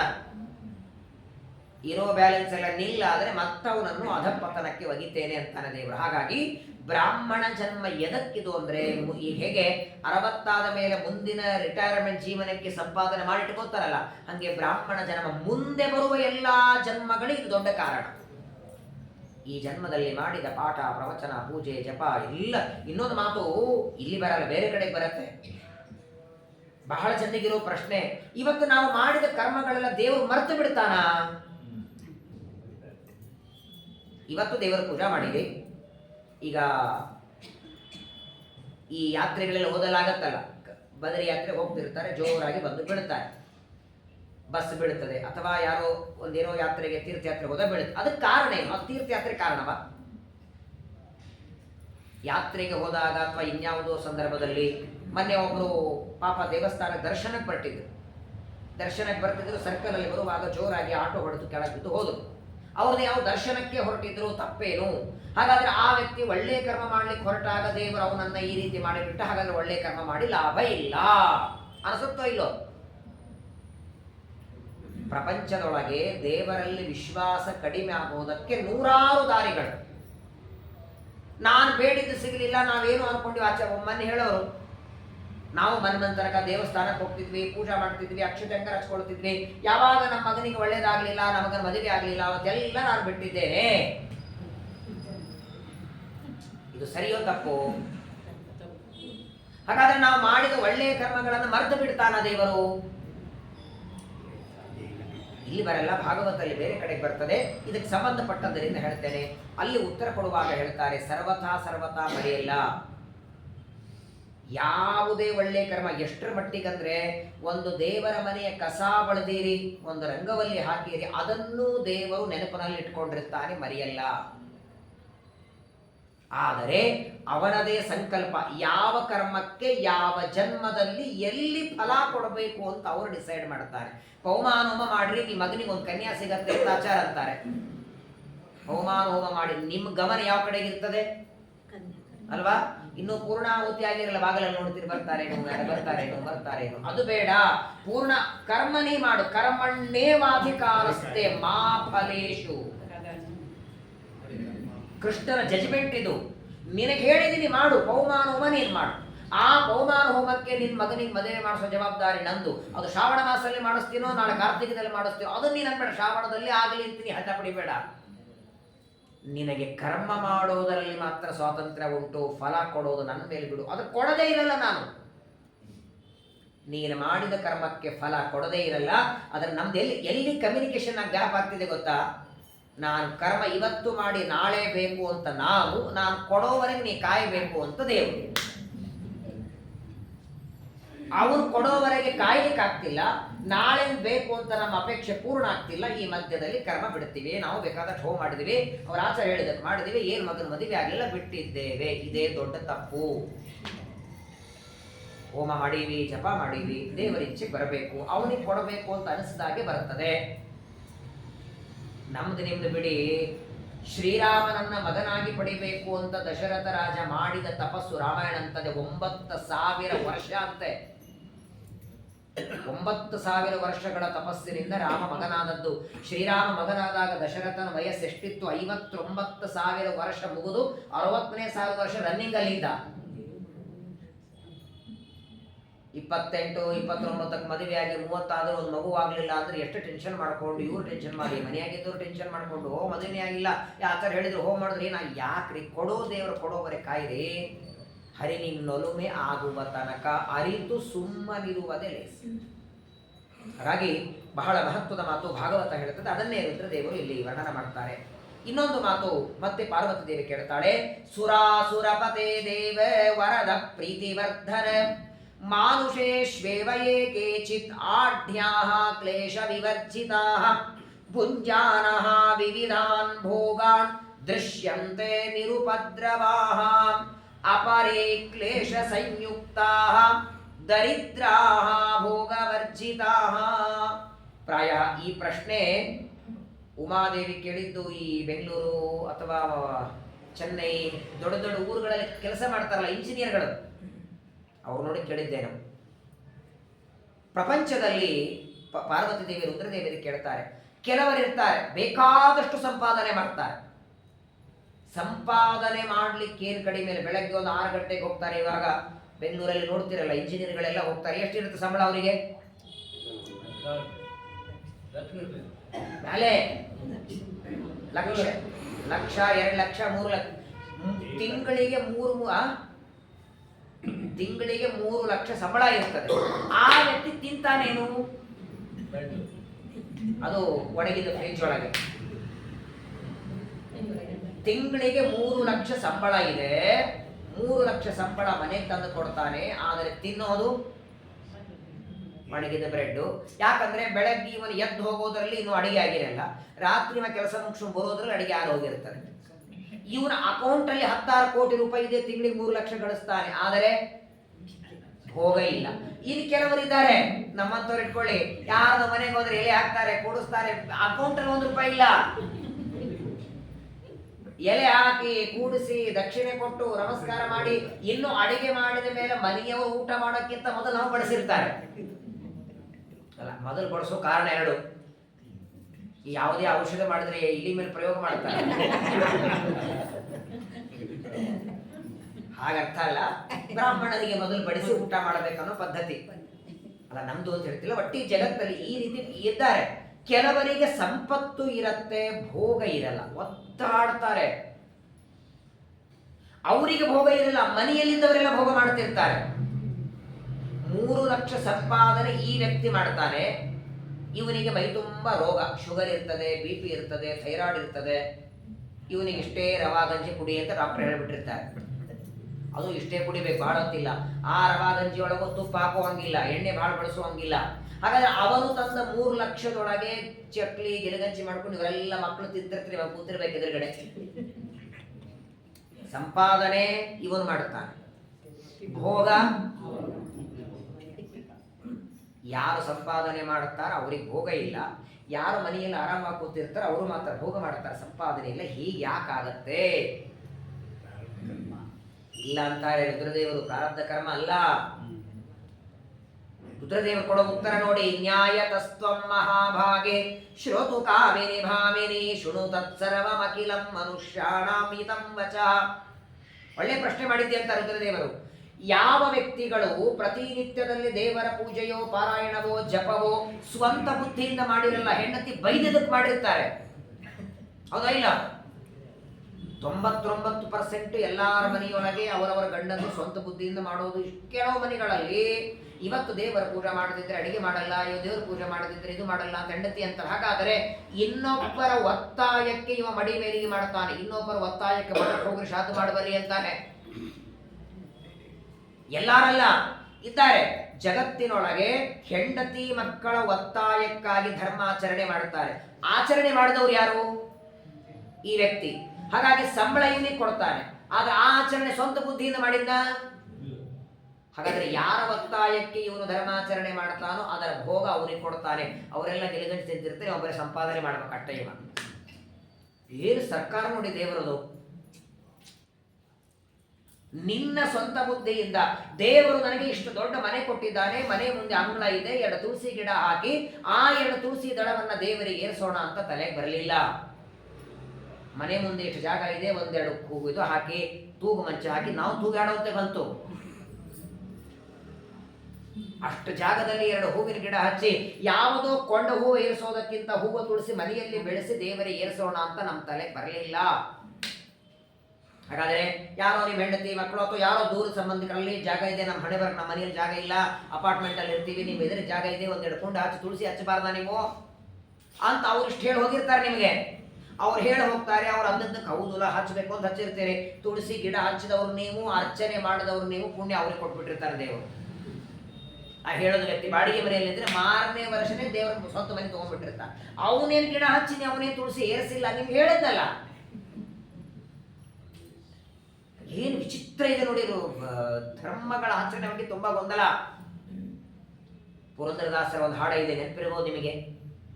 ಗಂಡ ಮಾಡಿದ ಕರ್ಮದೊಳಗೆ, ಗಂಡ ಮಾಡಿದ ಪುಣ್ಯ ಪಾಪದೊಳಗೆ ಎಲ್ಲಾ ಭೋಗ ಗಂಡನೇ ಮಾಡಬೇಕು. ತಾನ ಮಾಡಿದ ಪುಣ್ಯವೇ ಇರಲಿ ಪಾಪವೇ ಇರಲಿ ಗಂಡನೇ ಭೋಗ ಮಾಡಬೇಕು. ಅಷ್ಟು ಮಾತ್ರವಲ್ಲ, ಗಂಡ ಮಾಡಿದ ಪುಣ್ಯದೊಳಗೆ ಅರ್ಧ ಪುಣ್ಯ ಹೆಂಡತಿಗೆ ಹೋಗದು. ಆದರೆ ಹೆಂಡತಿ ಮಾಡಿದ ಪಾಪದಲ್ಲಿ ಮಾತ್ರ ಗಂಡನಿಗೆ ಬರತ್ತೆ, ಪುಣ್ಯ ಬರಲ್ಲ. ಹೆಂಡತಿ ಮಾಡಿದ ಪಾಪದಲ್ಲಿ ಮಾತ್ರ ಭಾಗ ಗಂಡನಿಗೆ. ಹಾಗಾಗಿ ಗಂಡನ ಜವಾಬ್ದಾರಿ ತಾನೂ ಪಾಪ ಮಾಡಬಾರದು, ಹೆಂಡತಿನೂ ಪಾಪ ಮಾಡದ ನೋಡ್ಕೋಬೇಕು. ಅವಳೇನಾದ್ರೂ ಮಾಡಿ ತಮ್ಮ ಅಕೌಂಟಿಗೆ ಬರುತ್ತಲ್ಲ.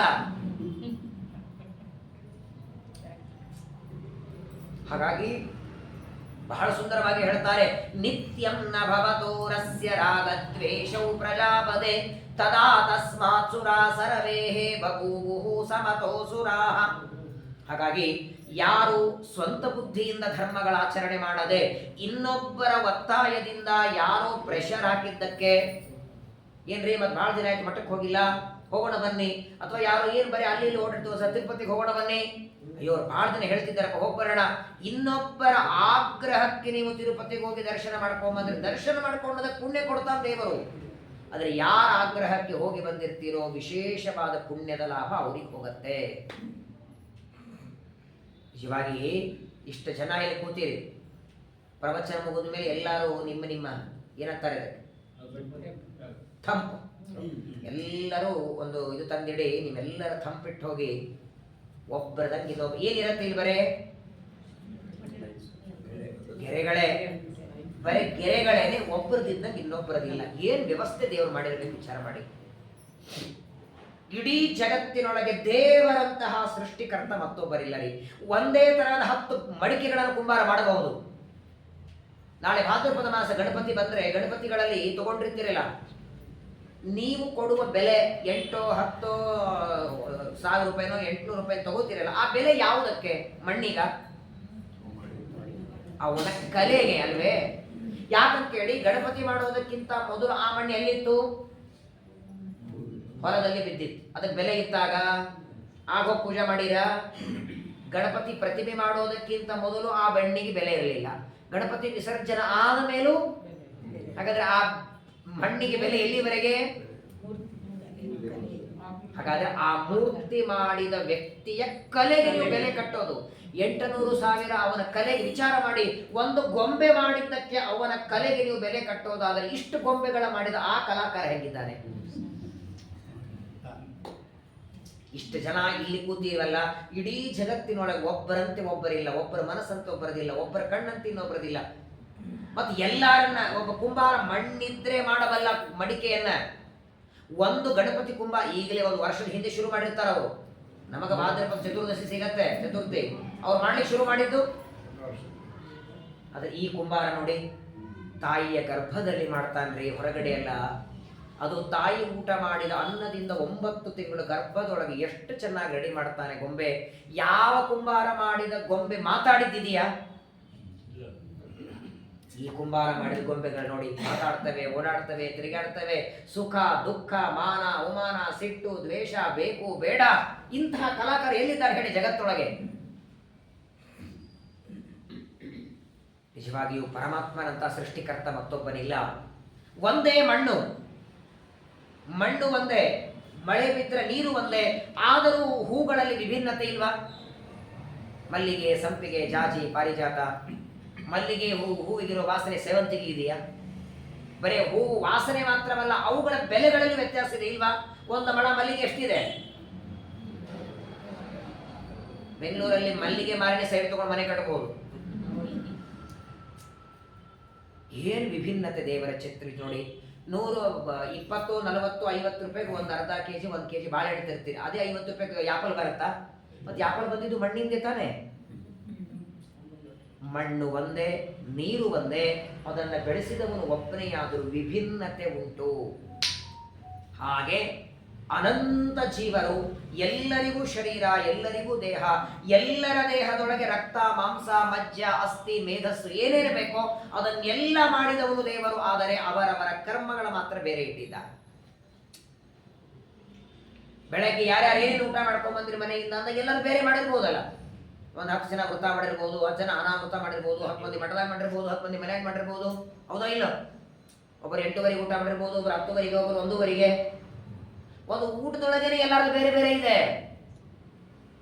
ಹಾಗಾಗಿ ನಮ್ಮ ನಮ್ಮ ಪ್ರತಿನಿತ್ಯದ ಕರ್ಮಗಳಲ್ಲಿ ನೋಡಿ, ಒಬ್ರು 6 ಕೇಳ್ತಾರೆ, 6:30 ಹೇಳ್ತಾರೆ, ಒಬ್ಬರಿಗೆ ವಾಕಿಂಗ್ ಸೇರ್ತದೆ, ಒಬ್ಬರಿಗೆ ನಿದ್ದೆ ಸೇರ್ತದೆ, ಒಬ್ಬರಿಗೆ ಟಿವಿ ನೋಡೋ ಸೇರ್ತದೆ, ಕೆಲವರಿಗೆ ಇನ್ನೊಬ್ಬರಿಗೆ ಬೈಯೋದೇ ಸೇರ್ತದೆ ಇಲ್ವಾ?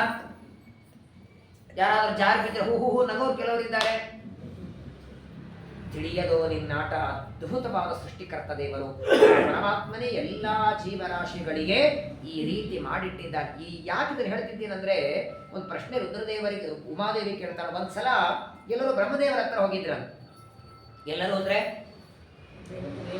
ಎಲ್ಲ ಪ್ರಜೆಗಳು, ದೇವತೆಗಳಲ್ಲ. ದೇವತೆಗಳು ಯಾವಾಗಲೂ ಹೋಗ್ತಿರ್ತಾರೆ. ಪ್ರಜೆಗಳೆಲ್ಲ ಬ್ರಹ್ಮದೇವರ ಹತ್ರ ಹೋಗಿ ಒಂದೇ ಪ್ರಶ್ನೆ ಕೇಳ್ತಾರೆ, ಸ್ವಾಮಿ ಸೃಷ್ಟಿಕರ್ತ ನೀವೇ ಅಲ್ವೇ? ಹೌದು, ಅದು ಬ್ರಹ್ಮದೇವರು. ನೀವೇ ಸೃಷ್ಟಿಕರ್ತ ಅಂದ ಮೇಲೆ ಎಲ್ಲರನ್ನ ಒಂದೇ ರೀತಿ ಯಾಕೆ ಮಾಡಲಿಲ್ಲ? ಒಬ್ಬನನ್ನ ಶ್ರೀಮಂತ ಮಾಡಿದ್ರಿ, ಒಬ್ಬನನ್ನ ಬಡವ ಮಾಡಿದ್ರಿ, ಒಬ್ಬನನ್ನ ಬೇಡು ಹಂಗೆ ಮಾಡಿದ್ರಿ, ಇನ್ನೊಬ್ಬನ ಕೊಡು ಹಂಗೆ ಮಾಡಿದ್ರಿ, ಒಬ್ಬನನ್ನ ದಂಡ ಮಾಡಿದ್ರಿ, ಒಬ್ಬನ ಬುದ್ಧಿವಂತ ಮಾಡಿದ್ರಿ, ಒಬ್ಬ ಡಬಲ್ ಗ್ರಾಜುಯೇಟ್ ಮಾಡಿದ್ರಿ, ಒಬ್ಬನ ಹಸಿ ದಂಡೆ ಮಾಡಿದ್ರಿ.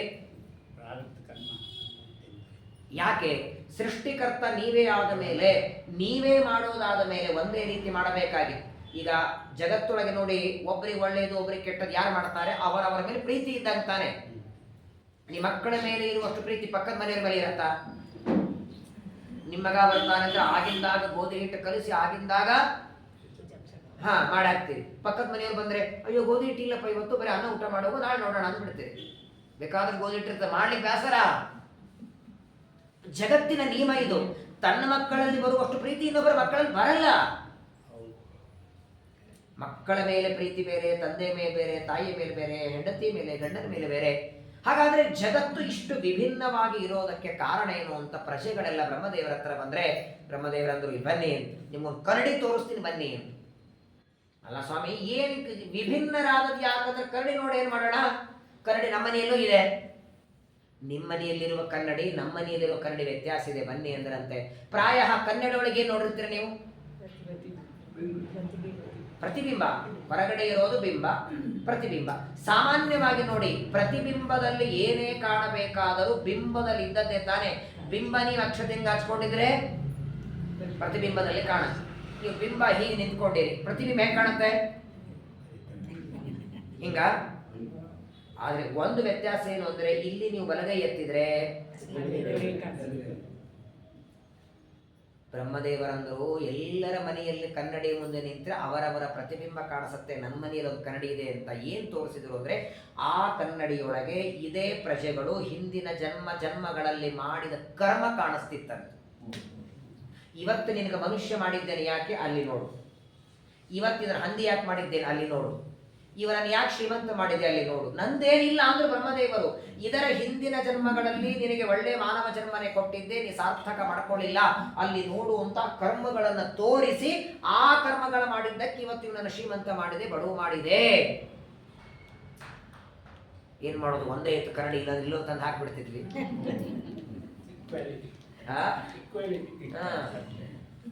ಪ್ರಾಯ ಕರ್ಮಗಳು ಕಣ್ಣಿಗೆ ಕಾಣಿಸಲ್ಲ. ಹಿಂದಿನ ಜನ್ಮದಲ್ಲಿ ಯಾವುದೋ ಕರ್ಮ ಮಾಡಿದ್ದಕ್ಕೆ ಈಗ ದುಃಖ ಆಗಿದೆ ಅಂದ್ರೆ ಇವಾಗ ದುಃಖ ಆದದ್ದು ನೋಡಿ ಕರ್ಮ ಇರಬಹುದು ಅಂತೀರಿ, ಕಣ್ಣಿಗೆ ಕಾಣಿಸಿದ್ಯಾ? ತೆಗ್ಗಲ್ಲಿ ಬಿದ್ರಿ, ಯಾರೋ ಎತ್ತಿದ್ರು, ಯಾಕ್ರಿ ಬಿದ್ರಿ ಅಂತ ಕೇಳಿದ್ರೆ ಕಂಡಿಲ್ಲ ಅಂತ ಬಿದ್ದೀವಿ. ತೆಗ್ಗಿದೆ ಅಂತ ಕಂಡಿದ್ರೆ ಯಾಕೆ ಬಿಡ್ತಾರ? ಹಾಗಾದರೆ ಯಾವುದೇ ವಸ್ತು ಕಂಡ್ರೆ ತಾನೆ ಕರ್ಮಗಳು ಏನಿದೆ ಅಂತ ಗೊತ್ತಿಲ್ಲ. ಇವತ್ತು ದುಃಖದಲ್ಲಿದ್ದೀವಿ, ಕರ್ಮ. ಇವತ್ತು ಇದು ನಾಯಿ ಇದೆ, ಕರ್ಮ. ಇದು ಹಂದಿ ಆಗಿದೆ, ಕರ್ಮ. ಬರೀ ಕರ್ಮ ಅಂತ ಹೇಳೋದಲ್ಲ, ಆ ಕರ್ಮ ಏನು, ಯಾವುದು, ಅದನ್ನ ಪ್ರತ್ಯೇಕವಾಗಿ ಬ್ರಹ್ಮದೇವರು ತೋರಿಸ್ತಾರೆ. ನಮ್ದೇನಿಲ್ಲ, ನನಗೆ ನಮ್ಮ ಅಪ್ಪ ಆಜ್ಞೆ ಮಾಡಿದ್ದಾನೆ, ಅವರವರ ಕರ್ಮಕ್ಕೆ ತಕ್ಕಂತೆ ಅವರಿಗೆ ಫಲ ಕೊಡು. ಬೆಳಗ್ಗೆ 6 ಗಂಟೆಗೆ ಎದ್ದು ಆಫೀಸಿಗೆ ಹೋಗಿ ರಾತ್ರಿ 11 ಗಂಟೆಯವರೆಗೆ ಕೆಲಸ ಮಾಡುವವನಿಗೆ ಏನು ಸಂಬಳ ಕೊಡ್ತಾರೆ, ಅದೇ ಸಂಬಳ 1 ಗಂಟೆ ಕೆಲಸ ಮಾಡೋನಿಗೆ ಕೊಡ್ತಾರ? ಎಷ್ಟು ಪರಿಶ್ರಮ ಪಡ್ತಾನೆ ಅಷ್ಟು ಮಾತ್ರ ಸಂಬಳ. ಆದರೆ ಒಂದು ಮರಿಬೇಡಿ, ದೇವರ ಸರ್ಕಾರದಲ್ಲಿ, ನಮ್ಮ ದೇವರ ಸರ್ಕಾರದಲ್ಲಿ ದೊಡ್ಡದಿದೆ. ಈ ಪಂಚಾಂಗದ ಕೊನೆಗೆ, ಮನೆಗೆ ಹೋದ್ಮೇಲೆ ನೋಡಿಬೇಕಾದ್ರೆ ಪಂಚಾಂಗದ ಕೊನೆಗೆ ಚಾತುರ್ಮಾಸದ ಸಂಕಲ್ಪ ಎಲ್ಲ ಕೊಟ್ಟಿರ್ತಾರೆ. ಅದರಲ್ಲಿ ಒಂದು ಮಂತ್ರ ಬರುತ್ತೆ, ಮನೆಗೆ ಹೋದ್ಮೇಲೆ ನೋಡಿ. ಚಾತುರ್ಮಾಸದ ಆಷಾಢ ಮಾಸ ಏಕಾದಶಿ ದಿನ ಸಂಕಲ್ಪ ಮಾಡಬೇಕು, ಇವತ್ತಿನಿಂದ 1 ತಿಂಗಳು ಶಾಖವ್ರತ ಮಾಡ್ತೇನೆ, ಅನಂತರ ದಧಿವ್ರತ, ಅನಂತರ ಪಯೋವ್ರತ, ಕೊನೆಗೆ ದ್ವಿದಳ ವ್ರತ. 4 ತಿಂಗಳ ವ್ರತ ಮಾಡ್ತೇನೆ ಅಂತ ಏಕಾದಶಿ ಸಂಕಲ್ಪ ಮಾಡಿದ್ರಿ, ದ್ವಾದಶಿ ದಿನ ಮೆಣಸಾಕಿ ಸಾರು ಊಟ ಮಾಡಿದ್ರೆ ಹೊಟ್ಟೆ ಹಿಡಿತು, ಭಯಂಕರ ಆಸಿಡಿಟಿ ಆಯಿತು. ಡಾಕ್ಟರ್ ಹತ್ರ ಹೋದ್ರೆ, ನೀವು ವ್ರತ ಮಾಡಬೇಡಿ, ಅನಾವೃತ ಇದ್ರೆ ಬದುಕ್ತಿರಿಲ್ಲ ಗೋವಿಂದ, ನೀವು ಪಲ್ಯ ಕಾಯ್ತಿರ್ಲೇಬೇಕು, ಮೆಣಸಿನಕಾಯಿ ತಿರ್ಲೇಬೇಕು ಅಂತ ಡಾಕ್ಟರ್ ಅಂತಾರೆ. ಅವತ್ತಿನ ದಿನವೇ ಏಕಾದಶಿ, ಮಂಗಳಾರತಿ. ದೇವರ ಪುಣ್ಯ ಎಷ್ಟು ಕೊಡ್ಬೇಕು ನಿಮಗೆ? 1 ದಿನಾನೂ ಮಾಡಿಲ್ಲ. ಬೆಳಗ್ಗೆ ಹೊತ್ತು ವ್ರತದ್ದು ಕಟ್ಟು ಹಿಟ್ಟು, ಮಧ್ಯಾಹ್ನ ದ್ವಾಸಿ ಚಟ್ನಿನೇ. ದ್ವಾದಶಿ ಮಧ್ಯಾಹ್ನದಿಂದ ಅನಾವೃತ ಶುರುವಾಗಿದೆ. ಹಾಗಾದರೆ ದೇವರು ಫಲ ಎಷ್ಟು ಕೊಡಬೇಕು? 1 ದಿನಾನೂ ಅಲ್ಲ, 1 ಹೊತ್ತು ವ್ರತ ಊಟ ಮಾಡಿದ್ದಕ್ಕೆ ಫಲ ಕೊಡಬೇಕಾದ್ರೆ ದೇವರಂತಾನೆ, ನೀನು ವ್ರತ ಮಾಡಿದ್ದು 1 ದಿನ, ಮಾಡ್ತೀನಿ ಅಂತ ಸಂಕಲ್ಪ ಮಾಡಿದ್ದು 4 ತಿಂಗಳು. ಹಾಗಾದ್ರೆ 4 ತಿಂಗಳು ವ್ರತ ಮಾಡಿದಾಗ ಎಷ್ಟು ಪುಣ್ಯ ಕೊಡಬೇಕು ಅಷ್ಟೇ ಕೊಡ್ತೇನಂತಾನೆ.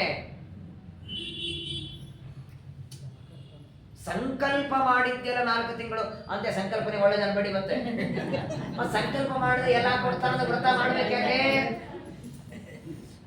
ಸಂಕಲ್ಪ ಮಾಡಿದ್ದಿ ಅನಾರೋಗ್ಯದಿಂದ ವ್ರತ ಬಿಟ್ಟರು ಕೂಡ ಸಂಕಲ್ಪಕ್ಕೆ ತಕ್ಕಷ್ಟು ಫಲ ಕೊಡ್ತಾನೆ. 1 ತಿಂಗಳು ಕೆಲಸಕ್ಕೆ ಬರ್ತೇನೆ ಸಂಕಲ್ಪ ಮಾಡಿ 1 ದಿನ ಕೆಲಸ ಮಾಡಿ ಅಲ್ಲ 3 ಲಕ್ಷ ಕೊಡೋದು ಕೊಡ್ತಾರೆ ಇವತ್ತಿನ ಕಂಪನಿಯಲ್ಲಿ. ಅಲ್ಲಿ ಸಂಕಲ್ಪ ಮಾಡಿದಲ್ಲ 1 ವರ್ಷದ್ದು ಅಂದ್ರೆ ಆಫೀಸಿಗೆ ಎಷ್ಟು ದಿನ ಬಂದಿ ನೀನು, ಎಷ್ಟು ದಿನ ಕೆಲಸಕ್ಕೆ ಬಂದಿ ಅದ್ರ ಮೇಲೆ ಸಂಬಳ ಡಿಸೈಡ್ ಆಗುತ್ತಲ್ಲ. ಸಂಕಲ್ಪ ನಾನು ಮಾಡ್ತೀನಿ, 10 ವರ್ಷ ಸಂಕಲ್ಪ ಮಾಡ್ತೀನಿ, 1 ದಿನ ಕೆಲಸಕ್ಕೆ ಹೋಗ್ತೀನಿ. ಏನು ಭಗವಂತನ ಸರ್ಕಾರದಲ್ಲಿ ನೋಡಿ. ಹಾಗಾಗಿ ಅನಂತ ಜೀವರಾಶಿಗಳಿಗೆ ಶರೀರ, ಇಂದ್ರಿಯ, ಬುದ್ಧಿ, ಮನಸ್ಸು ಎಲ್ಲವನ್ನ ಕೊಟ್ಟು, ಕರ್ಮಗಳನ್ನು ಕೊಟ್ಟು, ಆ ಕರ್ಮಗಳಿಗೆ ತಕ್ಕಂತೆ ಪರಮಾತ್ಮ ಅವರಿಗೆ ಬದಲಾವಣೆಯನ್ನು ಮಾಡುತ್ತಾ ಆಯಾ ಜೀವರಾಶಿಗಳಿಗೆ ಅವರವರ ಕರ್ಮಗಳಿಗೆ ತಕ್ಕಂತೆ ಪರಮಾತ್ಮ ದೇಹವನ್ನು ಕೊಡುತ್ತಾನೆ. ಬಹಳ ಸುಂದರವಾಗಿ ಹೆಂಡತಿಗೆ ಉಪದೇಶವನ್ನು ಮಾಡಿ ಇದರ ಮೇಲೆ ಇನ್ನೊಂದು ಮಹತ್ವದ ಪ್ರಶ್ನೆಯನ್ನ ಮತ್ತೆ ಉಮಾದೇವಿ ಪಾರ್ವತಿ ದೇವಿ ಕೇಳ್ತಾಳೆ. ಪ್ರಪಂಚದಲ್ಲಿ ಕೆಲವರು ಶ್ರೀಮಂತರಾಗಿರ್ತಾರೆ, ತುಂಬಾ ದೊಡ್ಡ ಶ್ರೀಮಂತರು. ಕೆಲವರು ಕೂತಿರ್ತಾರೆ ಮನೆಯಲ್ಲಿ, ಎಲ್ಲೂ ಹೋಗಲ್ಲ, ಯಾರ ಹತ್ರ ಹೋಗಲ್ಲ, ಎಲ್ಲೂ ಹೋಗಲ್ಲ, ಕೂತಿರ್ತಾರೆ. ಬದ ಬದ ಬದ ಬದ ಸಂಪತ್ತು ಬೀಳುತ್ತದೆ. ಎಷ್ಟು ಸಂಪತ್ತು ಇರ್ತಂದ್ರೆ ಎಲ್ಲಿ ಖರ್ಚು ಮಾಡಬೇಕು ಅಂತ ಗೊತ್ತಿರಲ್ಲ ಅವರಿಗೆ. ಕೂತಲ್ಲಿ ಕೆಲವರಿಗೆ ಸಂಪತ್ತು ಬರ್ತದೆ. ಕೆಲವರು ಎಷ್ಟು ಪ್ರಯತ್ನ ಮಾಡ್ತಾರೋ ಅಷ್ಟು ಮಾತ್ರ ಅವರಿಗೆ ಸಿಗುತ್ತದೆ. ಕೆಲವರು ಪ್ರಯತ್ನ ಮಾಡಿದರೂ ಸಿಗದೆ ಒದ್ದಾಡ್ತಿರ್ತಾರಲ್ಲ. ಈ ರೀತಿ ವಿಭಿನ್ನತೆಗಳು ಪ್ರಜೆಗಳಲ್ಲಿ ಬರೋದಕ್ಕೆ ಕಾರಣ ಏನು? ಇದು ಬಹಳ ಮಹತ್ವದ ಪ್ರಶ್ನೆ ಇದೆ. ಪಾರ್ವತಿ ದೇವಿ ಕೇಳ್ತಾಳೆ, ರುದ್ರದೇವರು ಉತ್ತರ ಕೊಡ್ತಾರೆ. ನಾಳೆ ದಿನ ಇದರ ಬಗ್ಗೆ ನಾವು ತಿಳಿಯೋಣ. ಅದ್ಭುತವಾದ ವಿಚಾರಗಳು, ವಿಶೇಷವಾಗಿ ನಮ್ಮ ಪ್ರತಿನಿತ್ಯದ ಜೀವನಕ್ಕೆ ಉಪಯೋಗವಾಗುವ ಅನೇಕ ವಿಚಾರಗಳನ್ನು ಮನೋನಿಯಾಮಕರಾದ ರುದ್ರದೇವರು ಉಪದೇಶವನ್ನು ಮಾಡುತ್ತಿದ್ದಾರೆ. ಮೊಟ್ಟ ಮೊದಲನೇದಾಗಿ ನಾವೆಲ್ಲರೂ ರುದ್ರದೇವರಲ್ಲಿ ಪ್ರಾರ್ಥನೆ, ಇದೆಲ್ಲ ವಿಚಾರಗಳು ನಮ್ಮ ತಲೆಗೆ ಹೋಗಬೇಕಾದ್ರೆ ಮನಸ್ಸಲ್ಲಿರ್ಬೇಕಲ್ಲ, ಅದು ಹಾರಾಡ್ಕೋತ ಹೋದರೆ ಏನು ಹೋಗಲ್ಲ. ಹಾಗಾಗಿ ಮೊದಲು ಸ್ಥಿರವಾಗಿ ನಮ್ಮ ಮನಸ್ಸು ದೇವರಲ್ಲಿ, ಚಂಚಲವಾಗಿ ಹಾರಾಡುವ ಮನಸ್ಸನ್ನು ದೇವರಲ್ಲಿ ಸ್ಥಿರವಾಗಿ ನಿಲ್ಲೋ ಹಾಗೆ ಮಾಡಿ ಅಂತ ಮೊದಲು ರುದ್ರದೇವರಲ್ಲಿ ಪ್ರಾರ್ಥನೆ ಮಾಡಿ, ಆ ನಂತರ ಎಲ್ಲ ವಿಚಾರಗಳು ಗೊತ್ತಾಗಲಿ. ಕನಿಷ್ಠ ಪಕ್ಷ ಈ ಪ್ರವಚನದಿಂದ ಇನ್ನು ಮೇಲೆ ಮಾಡೋದ್ರಲ್ಲಿ ಒಂದೆರಡು ಬದಲಾವಣೆ ಆದರೂ ಸಾಕು.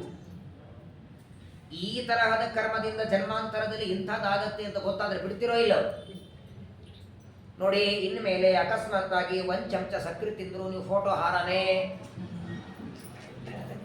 ಅಷ್ಟು ಬೆಳೆದು ಹೋಗಿದೆ, ನಿಮ್ಮ ಶುಗರ್ ತಿನ್ಬೇಡಿ ಅಂತ ಡಾಕ್ಟರ್ ಅದು ಹಾಗೆ ಬಿಡ್ತೀವೋ ಇಲ್ಲೋ. ಹಾಗೆ ಈ ಜನ್ಮದಲ್ಲಿ ಮಾಡಿದ ಕರ್ಮದಿಂದ ಇಂಥ ಘೋರವಾದ ಅನರ್ಥ ಆಗತ್ತೆ ಅಂದರೆ ಬೇಡ. ಅದನ್ನು ತಿಳಿಯೋದಕ್ಕೆ ಹೇಳಿದ್ದೆ ಹೊರತು ಹೆದರಿಸೋದಕ್ಕೆ ಆಡೋದಕ್ಕೆ ಹೇಳೋದಲ್ಲ. ಅಂತಹ ಅಪರೂಪದ ಅನೇಕ ವಿಚಾರಗಳನ್ನು ರುದ್ರದೇವರು ತಮ್ಮ ಹೆಂಡತಿಗೆ ಹೇಳ್ತಾರೆ. ಮತ್ತೆ ನಾಳೆಯಿಂದ ಅದನ್ನು ಶ್ರವಣ ಮಾಡೋಣ. ಭಾರತೀಯ ಮುಖ್ಯ ಪ್ರಾಣ ಅಂತರ್ಗತ ಶ್ರೀಕೃಷ್ಣಾರ್ಪಣಮಸ್ತು. ಹರೇ ನಮೋ.